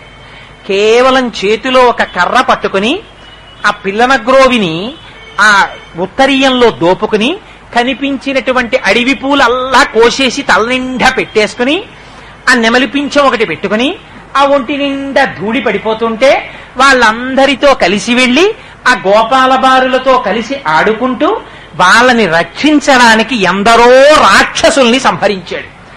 అక్కడ వరకు విడితే కృష్ణావతారంలో ఉన్నటువంటి గొప్పతనం అదొకటే కాదు, ఆయనలో ఉన్న చాలా గొప్పతనం కృష్ణావతారంలో ఏమిటో తెలుసా అండి? తనని నమ్ముకున్న వాణ్ణి రక్షించడం కోసం తను కష్టాలు పడ్డాడు, తను దెబ్బలు తిన్నాడు కృష్ణ పరమాత్మ.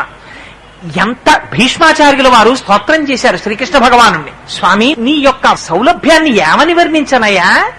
హయరింకాముఖ ధూళి ధూసర పరిన్యస్తాల కోపేతమై రయజాత శ్రమతోయ బిందుయుతమై రంజిల్లు నిమ్మోముతో జయము పార్థునకిచ్చు వెక్కనని నా శస్త్రాహుతించాల నొచ్చియు బోరించు మహానుభావుమదిలో చింతింతున శ్రాంతము. ఆ అర్జునుడికి సారథ్యం చెయ్యడం కోసమని ముందు పగ్గాలు పట్టుకుని స్వామి నువ్వు రథం నడుపుతుంటే నీ ముఖమంతా చెమట పట్టేసింది. ముందు పరిగెత్తేటటువంటి గుర్రముల యొక్క డెక్కల నుంచి పైకి రేగినటువంటి ధూళి వచ్చి నీ ముఖం నిండా అంటుకుపోయింది, ఆ జుట్టు నిండా ధూళి పడిపోయింది.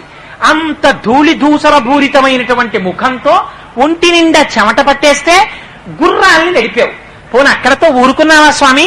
త్రిజగన్మోహన నీలకాంతితో నువ్వు దీపింప ప్రాభాత నీరజ బంధు ప్రభమైన చేలముపయిన్ రంజిల్ల నీలాలకవ్రజ సంయుక్త ముఖారవిందమతి సేవ్యంబై విజృంభింప మా విజయించేరెడు వన్యకాడు మది నావేశించు నెల్లప్పుడు.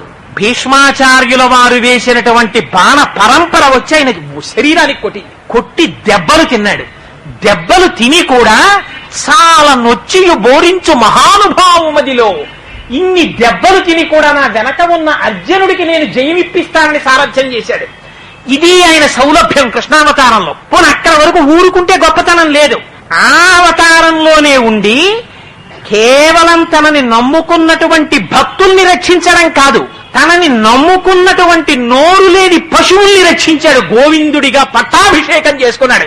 కృష్ణుడిగా పట్టాభిషేకము లేదు, జ్ఞాపకం పెట్టుకోండి.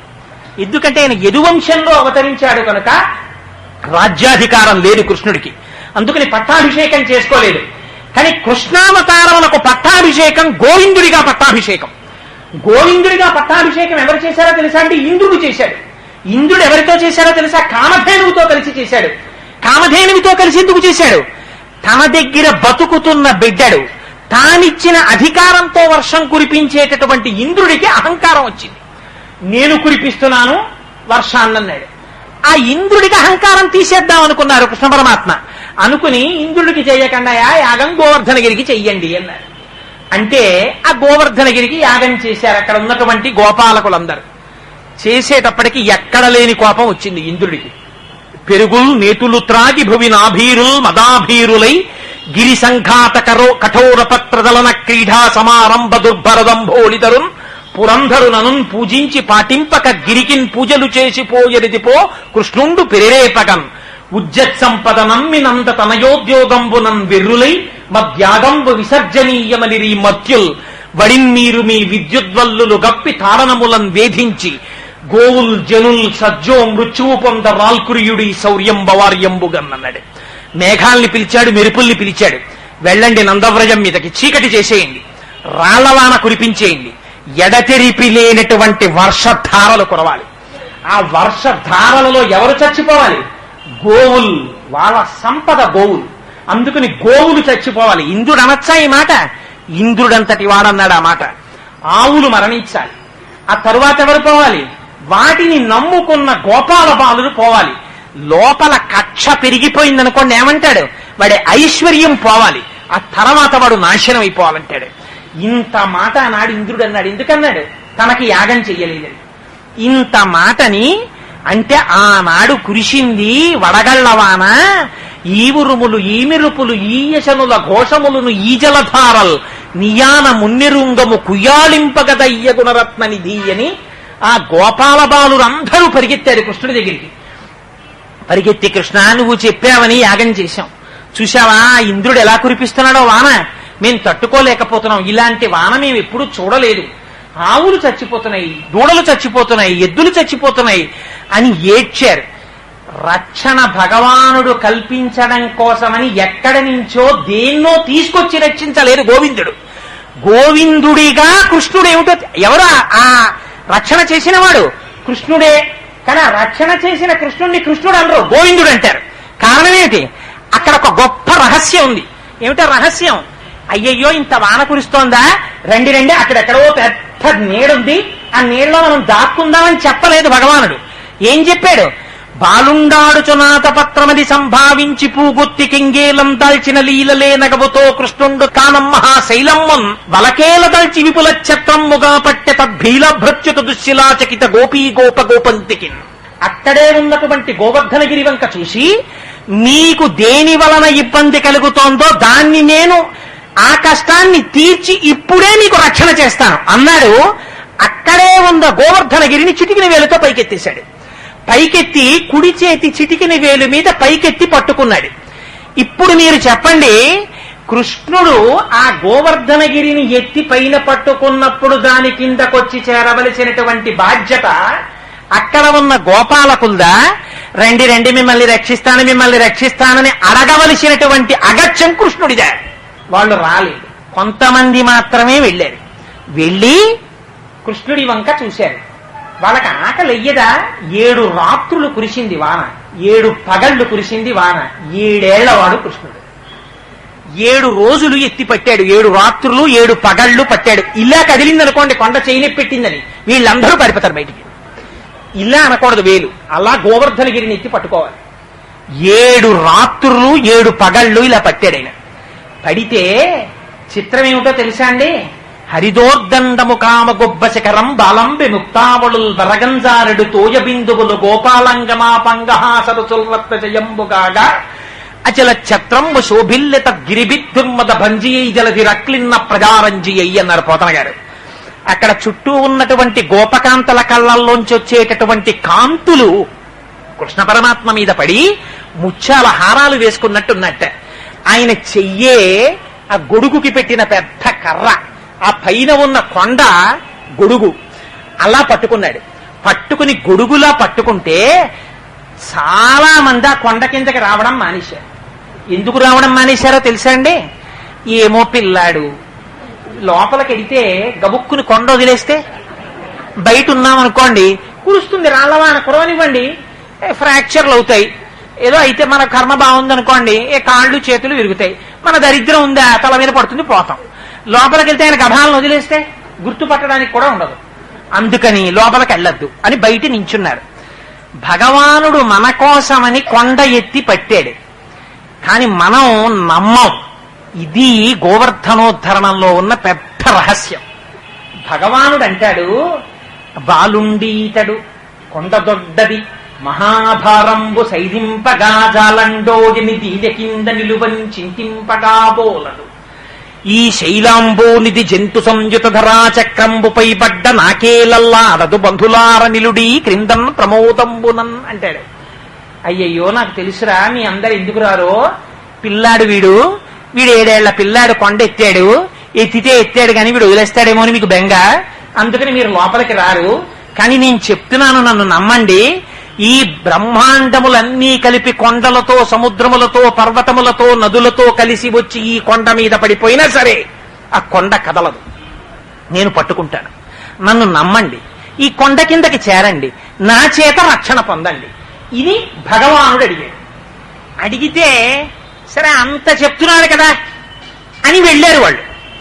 ఇంత చెప్తున్నాడు కదా అని చెప్పి వాళ్ళు వస్తే మనమైతే ఏం చేస్తాం ఆలోచించండి. ఏంట్రా తెక్కని చెప్పు అటువైపు కొంచెం ఉంచుతాం, వీడి తిక్క తీరిపోవాలని.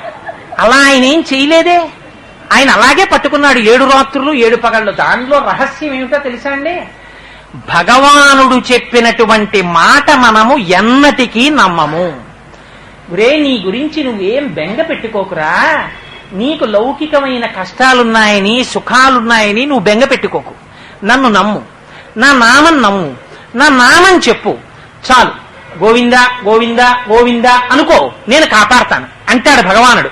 కానీ మనం అంటాం కలడందురు దీనులయడ కలడందురు పరమ యోగి గణముల పాలిన్ కలడందురన్ని దిశలను కలడు కలండనడు వాడు కలడో లేడో మనకన్నా అంటారండి. అంతటా ఉన్నాడంటారు, గుళ్ళోకి వెడతాం, నమస్కారం చేస్తాం, సంధ్యావందనం చేస్తాం, ఇంట్లో అగరత్తు పెడతాం, ఇది మన ప్రయత్నం మనం చేసుకోవాలి కదా, అలా అని వదిలేయలేం కదా. అసలు రహస్యం ఏమిటంటే వీడికి పెద్ద అనుమానం. ఉట్టిదండి వాళ్ళు అలా చెప్తారు కానీ అలా అందరికీ అయిపోతుందా, మేమేమైనా పెద్ద ఉపాసకులమా, మాకెందుకు రక్షిస్తాడండి భగవానుడు, అందుకని వాడు నమ్మడు. వాళ్ళ కోసమని ఆయన గీత చెప్తాడు, సర్వధర్మాన్ పరిత్యజ్య మామేకం శరణం వ్రజ అహం త్వా సర్వపాపేభ్యో మోక్షయిష్యామి మా శుచ. నీకేం అక్కర్లేదు, నన్ను శరణాగతి చెయ్యంటాడు. భగవానుడి రక్షణ ప్రవహించడానికి రెండు కలవాలి, జ్ఞాపకం పెట్టుకోండి. భగవంతుడు ఎప్పుడూ కరుణతోనే ఉంటాడు, కానీ ఆయన కరుణ ఒక్కటి సరిపోదు, ఏది కావాలి? చంద్రశేఖర పరమాచార్యుల వారు చెప్తారు దీన్ని, మీ శరణాగతి కలవాలి. మీరు కూడా శరణాగతి అంటే ఏంటి? నాకంటూ చెయ్యడానికి వేరొకటి లేదు అని అంగీకరించడం. అంగీకరించి భగవానుడి పాదములు పట్టారా, ఈ రెండు ఏకమైపోతాయి. ఇటు నుంచి శరణాగతి, అటు నుంచి భగవంతుడి కరుణ కలిసిపోతాయి. ఇప్పుడు భగవంతుడి కరుణ చేత శరణాగతి ఆనందాన్ని పొందిందా, శరణాగతి వల్ల భగవంతుడి కరుణ? చెప్పలేరు, రెండు కలిసిపోయాయి, రెండు నీళ్లు కలిసిపోతాయి. భగవానుడు భక్తుడు ఇద్దరూ ఆనందిస్తారట, ఆ స్థితిని పొందుతారట. శరణాగతి మన వైపు నుంచి వెళ్ళదు. ఇదే అందుకని భగవంతుడు కృష్ణుడిగా వచ్చి గోవిందుడిగా పట్టాభిషేకం పొందాడు. 7 రాత్రులు 7 పగళ్ళు పట్టాడు. 7 రాత్రులు 7 పగళ్ళు పట్టడం ఏంటంటే, 8 రోజులు పట్టకూడదా, 6 రోజులు పట్టకూడదా, 6.5 రోజులు పట్టకూడదా? లలితా సహస్రంలా 182 శ్లోకాల్లో నామాలు రాయలా వ్యాసుల వారు. అలా అరలు పావులు ఉండకూడదా, లేకపోతే ఒకటి ఎక్కువ ఉండకూడదా, ఒకటి తక్కువ ఉండకూడదా? అంటే మీకు కష్టాలు, మీకు సుఖాలు, మీ జీవితము ఎంతకాలం ఉంటాయి? కష్టం కానీ సుఖం కానీ ఎన్నాళ్ళు ఉంటాయి? 7 రోజులే ఉంటాయి. 80 ఏళ్ళు బతకనివ్వండి, ఏమిటి బతుకుతాడు? ఆది సోమ మంగ బుధ గురు శుక్ర శని. ఇది కాకుండా నేను 80 ఏళ్ళు బతికానండి, వాడు బతికిన 8వ రోజు చూపించండి, ఉండదు. అదే తిరుగుతాయి, 7 రోజులే తిరుగుతాయి. 7 రోజుల్లోనే శరీరం వదిలేస్తాడు. ఉండేది ఆ 7 రోజులే ఉంటాయి. ఆ 7 రాత్రులు ఆ 7 పగళ్ళు కూడా భగవానుడు గొడుగు పట్టే ఉంటాడు. నమ్మనిది ఎవరు నమ్మరు? మనం నమ్మం. ఇది ఎక్కడి నుంచి ఎక్కడి వరకు వెడుతుంది గోవింద పట్టాభిషేకం? మీకు తక్షణం ఆయన ఎక్కడి నుంచి రక్షించాడు? ఉండండి ఉండండి ఉండండి, ఒకసారి వైకుంఠానికి వెళ్ళి నేను పట్టుకొస్తాను, పెద్ద గొడుగోటు అక్కడ ఉందని వెళ్ళాడా? అలా ఏం వెళ్ళలేదు, అక్కడికక్కడ ఎత్తి చూపించేశాడంతే. నహి నహి రక్షతి డుక్రూంకరణే. నీకు వయసు అయిపోయిందని నువ్వు బెంగెట్టుకుంటున్నావా? అయ్యో ఇన్నాళ్ళ నుంచి మరి నేనేం చేయలేదండి అని బెంగెట్టుకుంటున్నావా? ఆ బెంగ నీకేం అక్కర్లేదు. ఒక్కసారి ఇప్పుడు అను గోవిందా. వాళ్ళు ఏమన్నారు? నువ్వు తప్ప మాకు రక్షణ లేదు, కురిచేస్తున్నాయి వడగళ్ళవా అని అన్నారు. ఏం చేశాడు? గోవర్ధనగిరి పైకెత్తేశాడు. నువ్వేం చేస్తావు? గోవిందా గోవిందా గోవిందా పూనికతోను అన్నావా? ఇక్కడికిక్కడ నిన్ను బాహ్యమునందు రక్షిస్తాడు. బాహ్యమునందు రక్షింపబడి ఎప్పుడు సంసారం కోరికలు, అబ్బాయికి ఎంసెట్ లో సీటు, AEEEలో సీటు, బ్రహ్మాండమైన కాలేజీలు, సీట్లన్నీ వచ్చేసి వాడు కోట్లు సంపాదించేసి వాడు అన్ని కూడబెట్టేస్తే నువ్వు పట్టుకెళ్ళిపోతావా? సంతోషమా? ఇల్లు వృద్ధిలోకి రావాలి, కోరుకో, అక్కడి వరకు మంచిదే. కానీ నీకేమిటి? నీకు లోపల జ్ఞానము పెరగాలి. లోపల జ్ఞానము పెరగడం అంటే ఏమిటో తెలుసా అండి? గోవర్ధనోద్ధరణము జరగాలి. గోవర్ధనోద్ధరణం అంటే ఏమిటో తెలుసా? గో అంటే శబ్దము, వర్ధనము అంటే పెరగడం. శబ్దము పెరగడం ఏమిటి? శబ్దము పెరగడం అంటే రహస్యం ఏమిటో తెలుసా అండి? చిట్ట చివరికి మీరు ఏ ఉపాసనలో వెళ్ళండి, ఇదే జరగాలి. గోవర్ధనోద్ధరణం జరగాలి.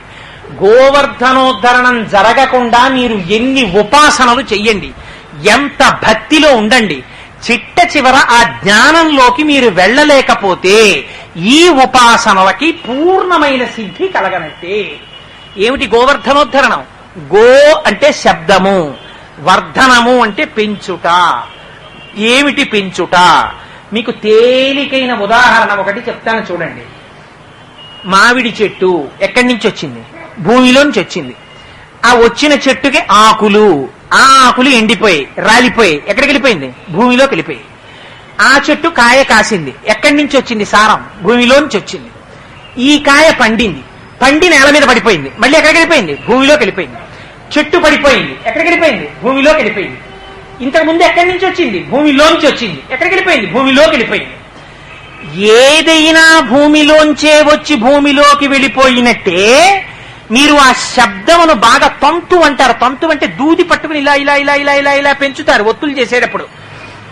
అలా శబ్దమును విస్తరించి చూస్తే పెరగగా పెరగగా పెరగగా లోపల జ్ఞానముతో చూస్తే శత్రువన్నవాడు మీకు కనపడడు, రెండవది అన్నది కనపడదు.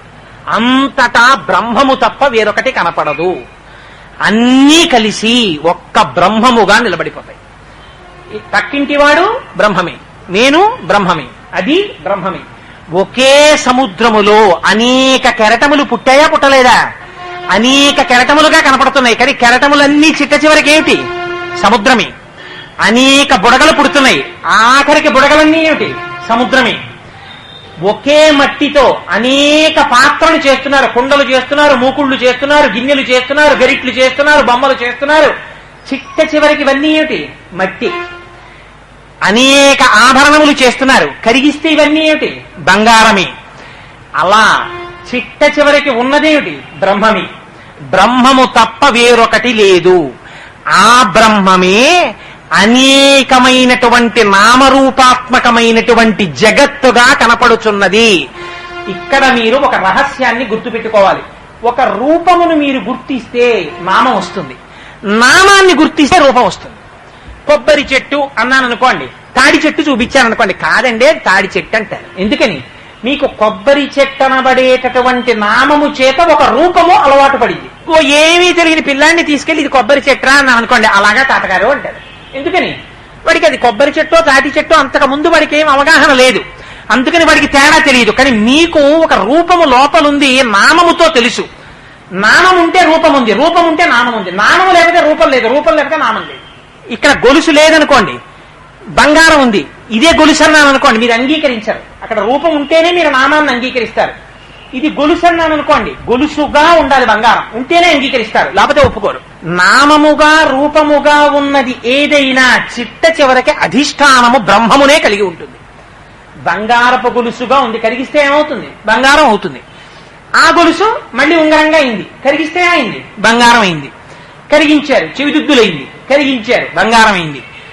బంగారం ఇవ్వకుండా చెవిదిద్దులు చేయమన్నాం, చేయించగలరా? చేయించలేరు. చెవిదిద్దులుగా లేకపోయినా బంగారం ఉంటుంది, బంగారము లేకుండా చెవిదిద్దులు రావు, బంగారము లేకుండా ఉంగరము రాదు, బ్రహ్మము లేకుండా జగత్తు రాదు, జగత్తు లేకపోయినా బ్రహ్మముగా ఉంటుంది. ఇది పరమహంసలు గుర్తిస్తారు. అందుకని శంకరుల్ని పరమహంస అని పిలిచారు. పరమహంస అంటే బ్రహ్మము నుండి జగత్తుని వేరు చేసి చూడగలిగినవాడు. ఇదిగో ఈ స్థితిని పొందాడు. ఎప్పుడు పొందాడు? గో అంటే శబ్దమును, వర్ధనం అంటే పెంచాడు, ఉద్ధరణము దాని చేత తాను ఆత్మోన్నతిని పొందాడు. ఇప్పుడు ఏమయ్యాడు? అంతటా బ్రహ్మమే అన్నాడు. అందుకే శంకరాచార్యుల వారి పీఠాలన్నింటికీ చివర శారదా శారదా శారదా ఉంటుంది. శారదాపీఠం శారదాపీఠం శారదాపీఠం అంటూ ఉంటారు. ఏమిటి శారదాపీఠం అంటే? శారదాపీఠము అంటే శారద అంటే సరస్వతి, తెల్లని సరస్వతి. శారద ఏం చేస్తుంది? జ్ఞానమునిస్తుంది. సరస్వతి, మీరు ఎప్పుడు ఒక విషయం జ్ఞాపకం పెట్టుకోండి, దీన్ని బంధుత్వంగా చెప్పవలసి వచ్చింది అనుకోండి, ఎలా చెప్తారో తెలుసా? సరస్వతీదేవి పరమశివుడికి చెల్లెలు, బ్రహ్మదేవుడి చెల్లెలు లక్ష్మీదేవి, శ్రీ మహావిష్ణువు చెల్లెలు పార్వతీదేవి. ఎందుకని? అన్నా చెల్లెళ్ళకి పోలికలు ఉండాలి. పరమశివుడు తెలుపు, సరస్వతీదేవి తెలుపు, బ్రహ్మగారు ఎరుపు, లక్ష్మీదేవి ఎరుపు, శ్రీ మహావిష్ణువు నలుపు, పార్వతీదేవి నలుపు. అందుకే నారాయణి అన్న నామం పార్వతీదేవిది, నారాయణి అన్న నామం లక్ష్మీదేవికి ఉండదు. భార్యగా ఉండదు, చెల్లెలుగా ఉంటుంది నారాయణి.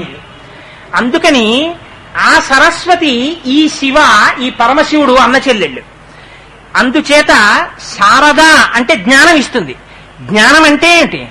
ఎడ్యుకేషనల్ క్వాలిఫికేషనో డిగ్రీ సర్టిఫికెటో జ్ఞానం కాదు. జ్ఞానం అంటే ఏమిటి?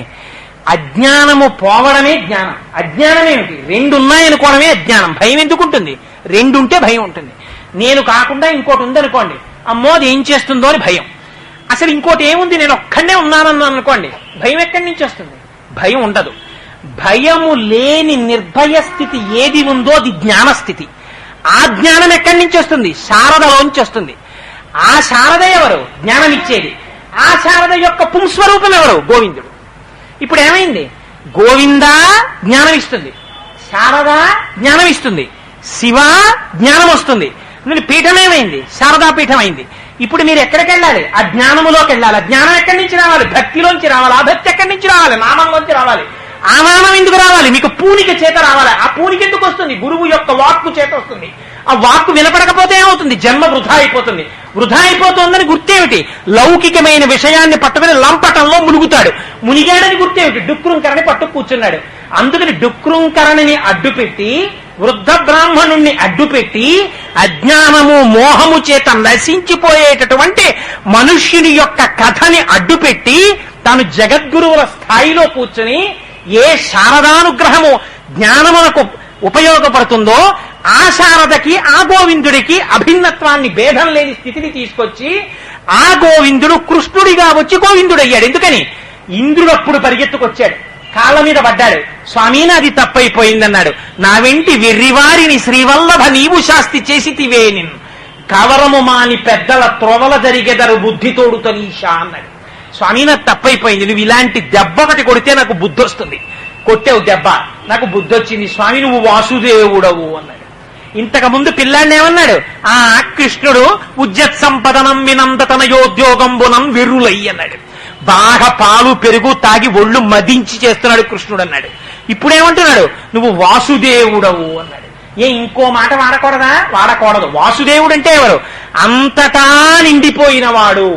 అంతటా నిండిపోయిన వాడిగా ఇంద్రుడు గుర్తిస్తే అప్పుడు ఇంద్రుడు ఏం చేశాడు? కృష్ణ నీకు పట్టాభిషేకం అనలేదు, కామధేనువుని తీసుకొచ్చాడు. కామధేనువు తన పాలు ఇంద్రుడి చేతిలో పెట్టింది. ఇంద్రుడు ఏం చేశాడు? తన తల్లి అదితితో కలిసి వచ్చాడు. ఎందుకు అదితితో కలిసి రావడం? అదితికి ఇంద్రుడు కొడుకే, కృష్ణుడు కొడుకే. ఎందుకని? వామనమూర్తిగా వచ్చినప్పుడు ఇంద్రుడికి తమ్ముడయ్యాడు. అందుకని తల్లితో కలిసి వచ్చాడు. వచ్చి సురభిక్షీరములన్ సురద్విపమహా శుండాల తానీత నిర్జర గంగాంబువులన్ నిలింపజననీ సన్మౌది సంఘంబుతో సురనాథుండభిషిక్తు చేసి పలికన్ సొంపార గోవిందుండంచు రణాక్రాంత విపక్షుచో జలదాక్షున్ సాధు సంరక్షణం అన్నారు. ఆ ఆవు పాలు తీసుకొచ్చి కృష్ణుడి మీద పోసి, ఆ ఆకాశగంగలో ఉండేటటువంటి నీళ్లు తెచ్చి కృష్ణుడి మీద పోసి, కృష్ణ నిన్ను గోవిందా అని పట్టాభిషేకం చేస్తున్నాం అన్నాడు. ఇప్పుడు గోవింద పట్టాభిషేకం అయింది. కానీ కృష్ణనామంతో అయిందా, గోవిందనామంతో అయిందా? కృష్ణనామంతో అవలా, గోవిందనామంతో అయింది. ఎందుకని? 7 రోజులు తను కొండ ఎత్తి తన దగ్గరికి రావడానికి ఇష్టపడని వాళ్ళని కూడా తానే పిలుచుకుని తెచ్చుకుని సంపాదించుకున్నాడు ఆ పేరైన. అందుకని ఆ పేరు చెప్పేటప్పటికీ అమ్మో మళ్ళీ ఎవరో నా దగ్గరికి వస్తున్నారు రా, వాళ్ళని నేను పిలిచి తెచ్చుకోవద్దు అని పరుగు పరుగు వస్తాట. టైం పాడి చేసుకున్నవాడివి నువ్వు, అయినా పేరు చెప్పాడు ఎప్పటిక పరిగెత్తుకొచ్చేవాడు వాడు. అందుకని నీ టైం పాడైపోయిందని నువ్వు బెంగెట్టుకోకు. భజ గోవిందం భజ గోవిందం గోవిందం భజ మూఢమతే. ఇప్పటికైనా మూఢుడా గోవిందా గోవిందా గోవిందా అండం నేర్చుకోరా. నేర్చుకున్నావా బాహ్యమునందు రక్షింపబడతావు, ఆంతరమునందు జ్ఞానము కలుగుతుంది. ఆ జ్ఞానము చేత పునరావృత్తి రహిత శాశ్వత శివ సాయుధ్య స్థితిని కలిగి మోక్షాన్ని పొందుతావు. అలా లేదా? అలాంటి స్థితిని ప్రయత్నపూర్వకంగా మనోహిహేతు సర్వేషాం కారణం బంధమోక్షయోహో. ఒక్కటి జ్ఞాపకం పెట్టుకోండి, నామము చెప్పటానికి నామము చెప్పలేకపోవటానికి కూడా ఏది ఉపకరిస్తుంది, ఏది అడ్డుపడుతుంది? రెండింటికి సాయపడేది, రెండింటికి అడ్డుపడేది మనసే. మనస్సు ప్రసరించిందా నామం చెప్తారు, మనస్సు ప్రసరించలేదా నామం చెప్పలేరు. మీకు బట్టలు పెట్టేవాళ్ళు ఉండొచ్చు, మీకు డబ్బిచ్చేవాళ్ళు ఉండొచ్చు, మీకు ఉద్యోగం ఇచ్చేవాళ్ళు ఉండొచ్చు, మీ మనస్సుని తిప్పగలిగిన వారు మాత్రము మీరే. మీ మనస్సుని వేరొకరు తిప్పలేరు. బోధ ఒక్కటి మాత్రమే చేస్తారు. కానీ తిరగడం అనేది ఎవరి వల్ల తిరుగుతుంది? మీరే అలవాటు చేసుకోవాలి. అలవాటు చేసుకున్నారా? అందుకొచ్చే సుప్రభాతాలు అవి. లేకపోతే భగవంతుడికి సుప్రభాతం ఏమిటండి? ఆయన నిద్రపోతాడా? నిజంగాను ఆయన ఏం నిద్రపోడు. సుప్రభాతం ఎందుకు వచ్చిందో తెలుసా అండి? మీరు ఏది చేశారో అదే భగవంతుడి యందు కూడా చూద్దాం. నేను ఎలా నిద్రపోయానో మా స్వామి కూడా రాత్రంతా అలా నిద్రపోయారనుకుని భక్తితో మొదలవుతుంది. ముందు మొదలై సుప్రభాతం చదువుతారు. స్వామి నిద్ర లేచారంటాడు. స్వామి నిద్ర లేచినప్పుడు అమ్మవారితో కలిసి నా దగ్గరికి వచ్చాడంటారు. రాత్రి అమ్మవారిని గట్టిగా కౌగిలించుకున్నప్పుడు అమ్మవారి కుచముల మీదున్న కస్తూరి రేఖలు స్వామివారి వక్షస్థలం మీద ఎర్రగా కనపడుతున్నాయంటారు. కస్తూరి అని ఏంటి చెప్పేటప్పుడు ఆ సుప్రభాతం అంతా అయిపోయిన తర్వాత చెప్తాం కదా, అమ్మవారి యొక్క వక్షస్థలం మీద ఉన్నటువంటి ఆ కుంకుమ చుక్కలు అయ్యవారి వక్షస్థలం మీద కనపడుతున్నాయి. అందుకని విజయీభవ వెంకట శైలపతే అంటాం. అలా కమలాకుచూచుక కుంకుమతో నియతారుండి తాతుల నీలతనో కమలాయతలోచనలోకపతే విజయీభవ వెంకట శైలపతే. ఎక్కడికి వెళ్ళింది దర్శనం? ఆయన్ని లేపి ఎక్కడికి వెళ్ళారు మీరు? ఆయన పాదాల దగ్గరికి వెళ్ళిపోయారు. షోడశోపచారం చేస్తారు. ఎందుకు 16 ఉపచారాలు? ఏం పూజ తిన్నగా చేసేయకూడదా? అలా అయితే మనస్సు నిలబడదు. అందుకేం చేస్తారు? స్వామివారు నిజంగా ఎవరో మా ఇంటికి వచ్చారనుకోండి, దొరగారు వచ్చి తలుపు కొట్టారనుకోండి, మా ఇంట్లో కొడితే ఆ దొరగారు వచ్చారా రండి తలుపు తీస్తాను. అలా భగవానుడు కూడా వచ్చినట్టు. అందుకని స్వామి రండి రండి రండి రండి అని ఎవరైనా ఇంటికి వస్తే ఏం చేస్తారు? మీకు ప్రీతి ఉన్నవారు అనుకోండి, మీకు ప్రీతి లేదనుకోండి, ఏం చేస్తారు? వాళ్ళు లోపలికి రానివ్వరు, మీరే బయటికి వెళ్తారు. గడప బయటికి వెళ్ళి ఏమండి ఇలా వచ్చారేంటి, కొంచెం పని మీద ఎడుతున్నానండి, ఏమన్నా ముఖ్యమైన పనే అంటారంటే మళ్ళీ వీడు దొరుకుతాడా లేని పనుకోవడం అని చెప్పి వాళ్ళు ఏదో వచ్చిన వాళ్ళు లేదండి పని మీద వచ్చాం, తప్పకుండా రేపు ఒకసారి ఫోన్ చేయండి చూస్తాను, మరేమనుకోకండి నేను వెళ్ళిపోతాను కొంచెం పని మీద అని వెళ్ళిపోతాడు. ఎందుకని? ఆ వచ్చిన వారి ఎందుకు ప్రీతి లేదు, అందుకని కూర్చోబెట్టాడు. ప్రీతి ఉంది, తనకు ఎంత పని ఉండనివ్వండి, రెండు రెండు కూర్చొని అయ్యో పర్లేదు దానికి పర్వాలేదు ఫోన్ చేస్తానండి, పావు గంట ఆగెడతానంటారు. అలా స్వామి వచ్చారు, మీరు ఏం చేస్తారు? స్వామి రండి రండి రండి రండి, ఇగో ఆసనం సమర్పయామి, కూర్చోండి. మనస్సు ఒక చోట పెడితే నిలబడదు, మార్చేస్తారు. స్వామి ఇదిగో సింహాసనం వేశాం, కూర్చోండి. కూర్చున్నారా? పాపం ఎక్కడి నుంచో కష్టపడి వచ్చి ఉంటారు. హస్తయోహ అర్ఘ్యం సమర్పయామి, ఆ చేతులు కడుక్కోండి. పాదయోహ పాద్యం సమర్పయామి, ఆ కాళ్ళు కడుక్కోండి. కడుక్కున్నారా స్వామి? ఇప్పుడు అలా కూర్చున్నారా? ఒక్కసారి పొద్దున్నే లేచి పాపం మాకంటే కాఫీలు అలవాటు, మీరు అలాంటివి తాగరు కదా స్వామి, అందుకని కొద్దిగా శుద్ధ ఆచమనీయం సమర్పయామి, కాసి నీళ్లు నోట్లో పోసుకోండి. బంగారు గ్లాసుతో స్వామి కాసి నీళ్లు తాగి అక్కడ పెట్టారనుకోండి, పెడితే ఎక్కడి నుంచి చెయ్యాలి ఇవన్నీ? నిజంగా బంగారం గ్లాసులు స్వామివారు వచ్చేయడాలు ఇవన్నీ జరుగుతాయా? ఇక్కడ జరుగుతూ ఉండాలి పూజలో. హస్తయోహో అర్ఘ్యం సమర్పయామి అనేటప్పటికీ మీకు తెల్లటి స్వామి పాద చేతులు, ఎర్రటి అమ్మవారి చేతులు, మీరు నీళ్లు పోసినప్పుడు ఆ అమ్మవారి వేళ్ల చివర ఉన్నటువంటి లత్తుక తడిసి ఎర్ర ఎర్రగా నీళ్లు పళ్ళెంలో పడితే ఆ నీళ్లు చూసి మీరు మురిసిపోతే, అయ్యో అమ్మ చేతులు తడిసిపోయాయని ఇలా ఉత్తరీయం ఇస్తే, అమ్మ మీ ఉత్తరీయంతో తుడుచుకుంటే ఆ ఉత్తరీయం గొప్పున కస్తూరి వాసన వస్తే అబ్బా అనుకుని వాసన చూసి సంతోషపడిపోయి పాదయోహ పాద్యం సమర్పయామి అని ఆ ఒక్కసారి ఆ పాదాల జంట చూసి అబ్బా అబ్బా ఏం పాదాలు స్వామి, ఏం పాదాలు, బలిదైచంద్రకరద్వయీ కృతజల ప్రక్షాళన వ్యాప్తి కింజలజాతాక్షుడు సాచయోగి సుమన సంప్రార్థిత శ్రీదమున్ కలితానమ్ర రమాలలాట పదవీ కస్తూరికాషాదమున్ నళినామోదము రత్ననూపురము నానావేదమున్ పాదము. పొద్దున్న లేచి మా అమ్మని పాదాలకి తగిలేటట్టుగా నమస్కారం చేసిందే, అందుకే అదిగో మా అమ్మ కస్తూరి బొట్టు నీ పాదాల మీద కనపడుతోంది. అబ్బా స్వామి ఎంత అందమైన పాదాలయ్యా, యోగులు దర్శించని పాదాలయ్యా అని ఆ పాదాల మీద కాసి నీళ్లు పోసి మీ ఉత్తరీయంతో ఆ పాదాలు ఒత్తితే అయ్యవారి పాదాలకున్న గంధం అమ్మవారి పాదాలకున్న లత్తుగా మీ ఉత్తరీయానికి అంటుకుంది అనుకోండి, పొంగిపోయి అది ఇలా పెట్టి రండి స్వామి స్నానం చేద్దురు గాని అని కాసి శుద్ధ పన్నీటి జలం అక్కడ పెట్టి స్వామి స్నానం చేసి వచ్చేటప్పటికి మెత్తటి ఉత్తరీయం ఇచ్చి తుడుచుకుని కూర్చేటప్పటికి బంగారు పళ్ళెంలో పెట్టి మీరు చందనాలోకి వెళ్ళి ఒకసారి ఇలా పట్టు చీరల కౌంటర్ వరకు చూస్తే చాలు, కొనేయాలి ఏమిటి?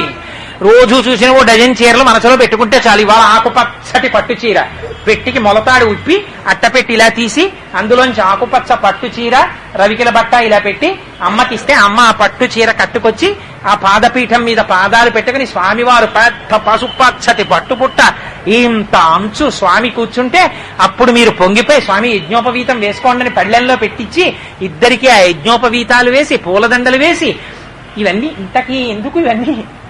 ఇలా షోడశోపచారాలు నైవేద్యం దగ్గరికి వెళ్ళేసరికి ఇంకా పొంగిపోయి మీరు ఇంత పటికీ బెల్లం పెట్టండి, కాస్త పటికీ బెల్లం అక్కడ పెట్టి స్వామి మెల్లగా పటికీ బెల్లం తీసుకు తినండి స్వామి అని గబగబా తినకండి, గబగబా తింటే గబుక్కుని ఇగురులో గుచ్చుకుంటుందో ఏమిటో, మెల్లగా తినండి స్వామి, ఓం ప్రాణాయ స్వాహ అంటుంటే స్వామి నవ్వులుతుంటే పటుకు పటుకు శబ్దం వస్తుంటే అది వింటూ వాళ్ళిద్దరూ తింటుంటే మీరు పొంగిపోయి స్వామి మధ్య మధ్యలో నీళ్లు తాగండి వెక్కిళ్ళు వస్తాయని చెప్పి నీళ్లు ఇస్తే మధ్య మధ్య పానీయం సమర్పయామి వాళ్ళు నీళ్లు తాగితే మీరు పొంగిపోయి స్వామి ఆ చేతుల నిండా పటికీ బెల్లం అంటుకుపోయింది, ఆ చేతులు కడిగేసుకోండి అని హస్తవు ప్రక్షాళయామి పాదవు ప్రక్షాళయామి శుద్ధ ఆచమనీయం సమర్పయామి వాళ్ళు మళ్లీ నీళ్లు తాగితే తాంబూలం వేసుకుంటే నోళ్లు ఎర్ర పడిపోతే అందులో అమ్మవారు తాంబూలం వేసుకుని ఎర్రటి నోటితోటి అయ్యవారి వంక మీ వంక చూసి చూసారా పిల్లాడికి ఎంత సంతోషమో, పొద్దున్నే నాకేం పెట్టకుండా వాడు ఎక్కడికి వెళ్ళడు, నాన్న నీలాంటి కొడుకు నా అదృష్టం రా అని మిమ్మల్ని చూసి అమ్మ ఇలా అంటే,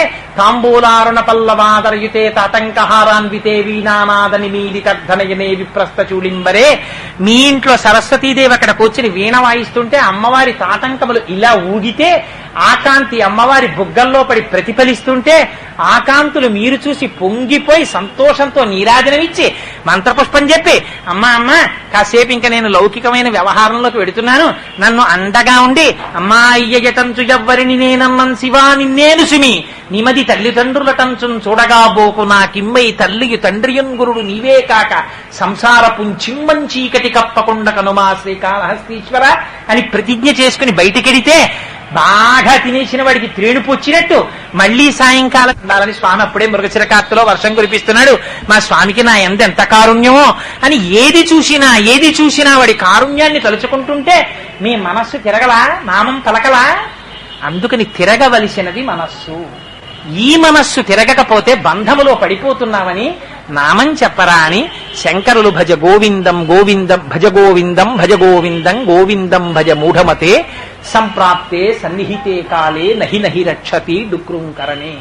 ఇతరములు రక్షించవురా, అదొక్కటే నిన్ను రక్షిస్తుంది.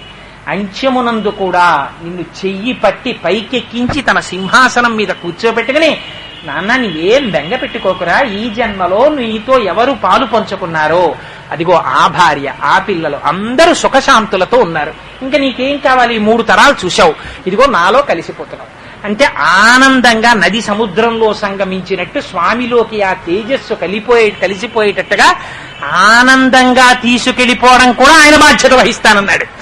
అంతటి పరమాత్మ కదా అని తలుచుకుంటే ఆ నామం ఎందుకు పలకలేవు? అందున ప్రీతిని సంపాదించుకోరా, ఇంకొక ఉపాధిలో నీకు రాదురా ఈ ప్రీతి, ఒక్క మనుష్య జన్మలోనే పొందుతావురా. అనరా గోవిందా అనరా, గోవిందా అనరా, గోవిందా అనరా. ఎవరికండి ఇంత తాపత్రయం? జగద్గురువులు కనుక, శంకరులకి కలిగింది కనుక మహానుభావుడి నోటి వెంట అంత అద్భుతమైన శ్లోకం వచ్చింది. సరే, ఇవాళకి ఒక శ్లోకాన్ని పూర్తి చేశాడు పరమాత్మ. రేపటి రోజున వేరొక శ్లోకాన్ని విజ్ఞాపన చేస్తాను. మంగళాశాసనపరై మదాచార్య పురోగమై సర్వైశ్చ పూర్వైరాచార్యై సత్కృతాయాస్తు మంగళం. మంగళం కోసలేంద్రాయ మహనీయ గుణాత్మనే చక్రవర్తి తనూజాయ సర్వభౌమాయ మంగళం. ఉమాకాంతాయ కాంతాయ కామితార్థప్రదాయినే శ్రీగిరీశాయ దేవాయ మల్లినాథాయ మంగళం. కరచరణకృతం వా కర్మ వాక్కాయజం వా శ్రవణనైనజం వా మానసం వాపరాధం విహితం వా సర్వమేత్తక్షమస్వ. శివ శివ కరుణాబ్ధే శ్రీ మహాదేవ శంభో. సర్వం శ్రీ ఉమామహేశ్వర పరబ్రహ్మార్పణమస్తు. స్వస్తి.